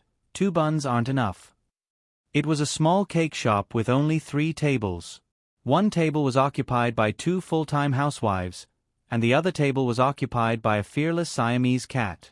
The two sat at the table by the window. They ordered a small square cake with a layer of cake, a layer of fresh milk, a layer of fruit, and another layer of cake. At the top of the layers, there were strawberries, mulberries, and blueberries. There were 3 strawberries, and there were fresh green leaves on the stalk of the middle one. Each of them had a piece of cake and a cup of coffee. Toru Watanabe used a knife and fork to cut a piece of cake and a mouthful of strawberries, and ate them all. When the sweetness in his mouth reached its peak, he picked up the mug and took a sip of the slightly bitter coffee.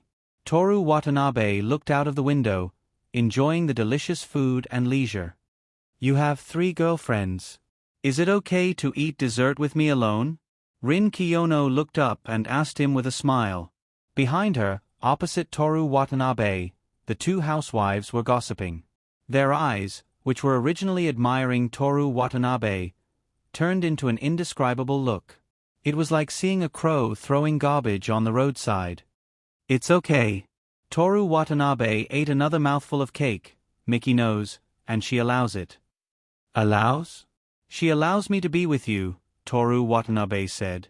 Not to mention the 2 housewives, even the waitress at the counter turned her head to look at them. Only the Siamese cat was still sleeping contentedly. Rin Kiyono put down the knife and fork, picked up the coffee cup, and showed a thoughtful look. You owe her and marry her in the future? She put down the coffee cup, and looked at Toru Watanabe quietly with her clear eyes. Yes. Toru Watanabe picked up the only strawberry with a leaf. What do you think? Of course I want to be with you, and I want to hug you without restraint, but... Toru Watanabe put the strawberry into his mouth. You don't want to, right? I said, I will defeat them all. Yes. Toru Watanabe didn't know what he was agreeing with. Halfway through the strawberry, the leaf in his hand broke. He wanted to eat the sweet strawberry in one bite, but now he didn't know whether to eat it or not. Rin Kiyono reached out her slender hand and picked the broken leaf for him. Thank you. Toru Watanabe swallowed the strawberry. This is a difficult thing. Rin Kiyono put the green leaf on the table. I admit that I underestimated Miki Kujo. It's my fault. Toru Watanabe said. You can't blame anyone. Rin Kiyono suddenly showed a relaxed smile. If you want to blame someone, you can only blame us for falling in love with each other too late. If I fell in love with you too early, I would have been kicked out of the club. So you can't blame anyone, unless we don't love each other. That's absolutely impossible. Toru Watanabe drank a cup of bitter coffee. To be honest, the more we can't be together, the more I want you to love me. I plan to do the same. Rin Kiyono also drank a mouthful of bitter coffee. Jackals of the same tribe. Toru Watanabe laughed. This time, Rin Kiyono didn't refute.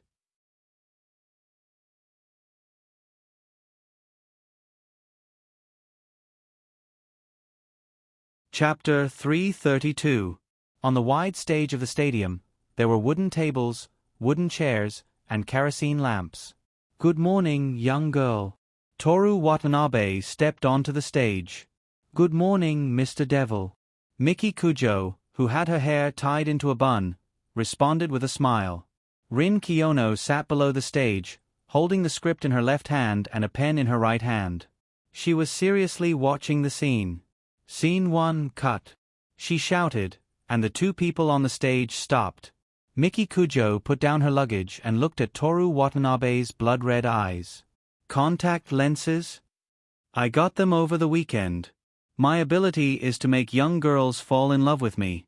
Toru Watanabe put his right hand on his face and made a gesture of taking off his mask. He announced in a handsome voice, "Miki Kujo, I order you to fall in love with me." "The scene is over," Rin Kiyono reminded him. Toru Watanabe put down his right hand and said to Miki Kujo, "This guy is so boring." "You're the boring one." Miki Kujo didn't give her boyfriend any face at all. The two people got off the stage and gathered around Rin Kiyono with the rest of the audience. "When the devil comes on stage, take away the spotlight." Rin Kiyono thought for a while and added, "The devil doesn't need the spotlight and stays in the dark." But there must be a lot of girls who bought tickets to watch the play because they want to see Watanabe. Aona Koizumi looked at Toru Watanabe's face.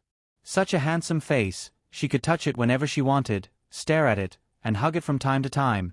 Every time she thought of this enviable thing, her mood would brighten up. Rin Kiyono looked at Toru Watanabe and asked him, "What do you think? How about we put the spotlight on at the end? The devil enters the fairyland." Rin Kiyono confirmed. "Yes." Rin Kiyono thought about it, then nodded and said, "Okay.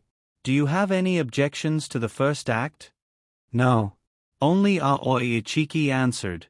The others either remained silent or shook their heads. "Then let's begin the second act." Rin Kiyono ordered. Stage, grassland, characters, girl, first secret teller, demon. After some discussion, the three nameless passers-by changed their names to secret knowers, people who knew the secret to the immortal realm. Although Toru Watanabe was in the second act, most of the time, Miki Kujo was completing Aona Koizumi's mission. He picked up his camera and started recording. The two people performing on the stage, as well as the other people watching their performance below the stage, were all captured in the video. When their performance ended, Toru Watanabe went up to them for an interview. "Teacher Koizumi, do you have confidence in this play?" "I'll do my best." Aona Koizumi clenched her fists like a girl. "So cute, let me interview the main lead, Kujo-san, you." Miki Kujo blocked the camera lens with her white hand, like a superstar who hated reporters. After the first round of rehearsals, the gymnasium was closed for use, so everyone returned to the human observation department. Dusk flowed in through the window like beaten egg. Koizumi, sensei and Aoi Ichiki's acting is still not up to standard. Rin Kiyono sat at the head of the table made of beech. "I'm sorry," Aona Koizumi said embarrassedly. Aoi Ichiki lowered her head and pretended to look at the script in her hand, as if she was seriously thinking about her acting. "It's not just about acting, you also have to overcome your fear of the stage." Rin Kiyono continued, "From now on, we'll practice in the corridor." "Ah!" Aoi Ichiki exclaimed in surprise. "Do I have to practice too?" Koizumi Aonai was a teacher after all. It was very shameful to practice her voice and lines in the corridor where students were coming and going. Even if she wasn't a teacher, it would be a challenge for any normal student to stand in front of a crowd and read lines. "How about just practicing your voice?" Toru Watanabe said to Rin Kiyono, "If you practice your lines outside, it will definitely spoil the show." That's right. Aoi Ichiki immediately agreed. Aona Koizumi also nodded in agreement. Rin Kiyono agreed with Toru Watanabe's suggestion. "Other than the most important things, acting skills and stage psychology, we also have to start making the promotional posters." After the end of the meeting, they left the club classroom and came to the overhead corridor under Aona Koizumi's and Ichiki's hesitation. Are you shy? Toru Watanabe asked Aona Koizumi, who was at the back. Of course. Aona Koizumi's beautiful oval-shaped face was bitter. Just pretend that you're in class, then you won't be afraid. Let's try it. In the corridor on the 5th floor, the blowing department was practicing, the calligraphy department was writing giant calligraphy, and the robot department was experimenting with a robot dog. Aona Koizumi, who had just gathered her courage, suddenly had the same expression as Aoya Chiki. The 5 of them stood in a row in the order of Watanabe, Kujo, Koizumi, Asaka, Itsuki. Rin Kiyono stood opposite them. Voice practice is the foundation, but it's also very important. Let's begin. A-E-I-U-E-O-K-O-Ka-K-O. Miki Kujo, Mayasahi, and Rin Kiyono were not afraid at all. Aona Koizumi and Aoi Ichiki's voices were hidden in their throats. Koizumi-sensei, Itsuki classmate. Rin Kiyono temporarily stopped. If you're afraid of speaking in front of others, how can you perform in a play? Yes. The 2 of them replied. Their voices slowly became louder. Rin Kiyono continued, if you want to display your full strength on stage, overcoming your shame is a prerequisite. The 2 of them followed Toru Watanabe and the others. At this time, a few girls from the blowing department smiled and greeted Aoi Ichiki. Hey, Itsuki, what are you doing? Aoi Ichiki's face immediately turned red, her voice became smaller again, and she shyly lowered her head. Aona Koizumi also lowered her voice, but after taking a deep breath, she quickly spoke again. Itsuki classmate. Rin Kiyono reminded her. Yes. Aoi Ichiki replied loudly, but she couldn't open her voice no matter what. Ka-ku-ki. Toru Watanabe's voice suddenly became louder, and the voices of the choir in the atrium at the bottom of the building were drowned out. On the 4th floor, the 3rd floor, the 2nd floor, and the 1st floor, people stuck their heads out to look up. In the teaching building on the right, in the classrooms next to the corridor, students who were preparing for class activities all looked up from the windows. A large group of people in the atrium laughed as they looked at the corridor on the 5th floor. We can't lose to him alone. Shouts came from the atrium, and then the choir's voice was so loud that everyone around the atrium could hear it. Aoi Ichiki gritted her teeth, then closed her eyes, raised her head and puffed out her chest, and shouted towards the dusk sky. Itsuki. Do your best. The girls in the choir waved their hands. Rin Kiyono looked at Toru Watanabe, and then looked at Aoi Ichiki, who was shouting with her eyes closed, pay attention to your abdomen. Yes. The rehearsal of the play went on in an orderly manner. The skyscrapers in Shinjuku shone brightly under the setting sun, and the glass walls refracted light that made people unable to open their eyes. When the light disappeared, Monday's practice was also over. After school tomorrow, gather in the sewing classroom. Everyone, try on your clothes. If there's anything wrong with the size, immediately ask the students in the handicraft department to change it.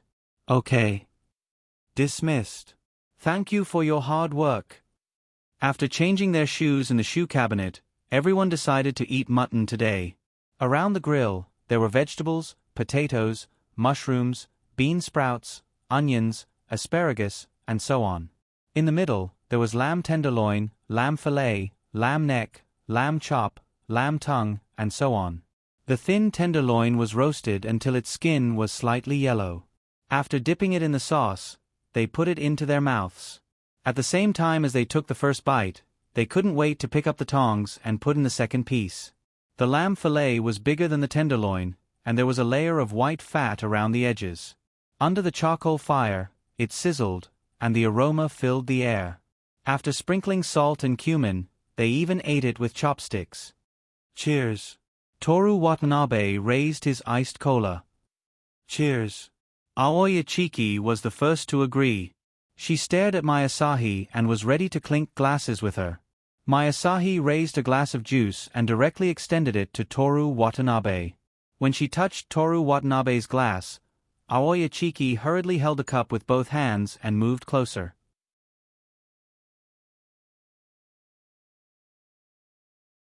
Wait a minute. Aoi Ichiki poured drinks for herself, Aona Koizumi, and Rin Kiyono. Miki Kujo casually raised her glass and clinked it with Toru Watanabe's. Female lead, say something. Toru Watanabe said to her. Miki Kujo rolled her eyes at him and said, I wish for the success of the play. Success. Cheers. Oh! Aoi Ichiki sighed comfortably. She put down her cup and shouted again. Ah! The lamb chop is ready. Eat. Aoi-sensei. I want one. Aoi Ichiki couldn't wait to hand over the plate. Wait. Miki Miyazaki stopped Aoi Ichiki and picked up a slice of lemon juice. Sprinkle it with lemon juice and it's done. Thank you, Miki-sensei. Aoi Ichiki didn't care if her hands were dirty. She directly grabbed the bone and took a big bite. Her lips were covered with oil, and her legs in her pleated school skirt kicked under the table. Delicious. Delicious. Sensei, it's delicious. Toru Watanabe wrapped the bone with a towel and handed a lamb chop to Miki Kujo. He watched Miki Kujo take a bite with her seductive red lips. When he swallowed his saliva, he couldn't tell whether the lamb chop or the lips were more attractive. After contentedly enjoying the work meal, Rin Kiyono and Aoi Ichiki went to take the driver's seat. Aona Koizumi and Mayasahi drove back to Shinonko. Toru Watanabe followed Miki Kujo to Kamibocho Villa. In the car, Miki Kujo crossed her slender legs, crossed her arms, and sneered at Toru Watanabe. What's wrong? Toru Watanabe asked. If you don't do that kind of thing, you won't go to my place, right? On the contrary, every time I go to your place, I can't help but do that kind of thing. Fancy words. Do you think I'll believe you? Then I'll prove it to you. Toru Watanabe said firmly, I won't do anything tonight. What if I do? Miki Kujo asked with a smile. If I do, I'll... The car just passed by the Shirgu. I'll break this bridge. Come on. If you do, you're not allowed to do morning exercises tomorrow morning. Then you'll lose. Toru Watanabe was very confident in his perseverance. When Miki Kujo kissed him at Imperial Tea, he was disgusted with her.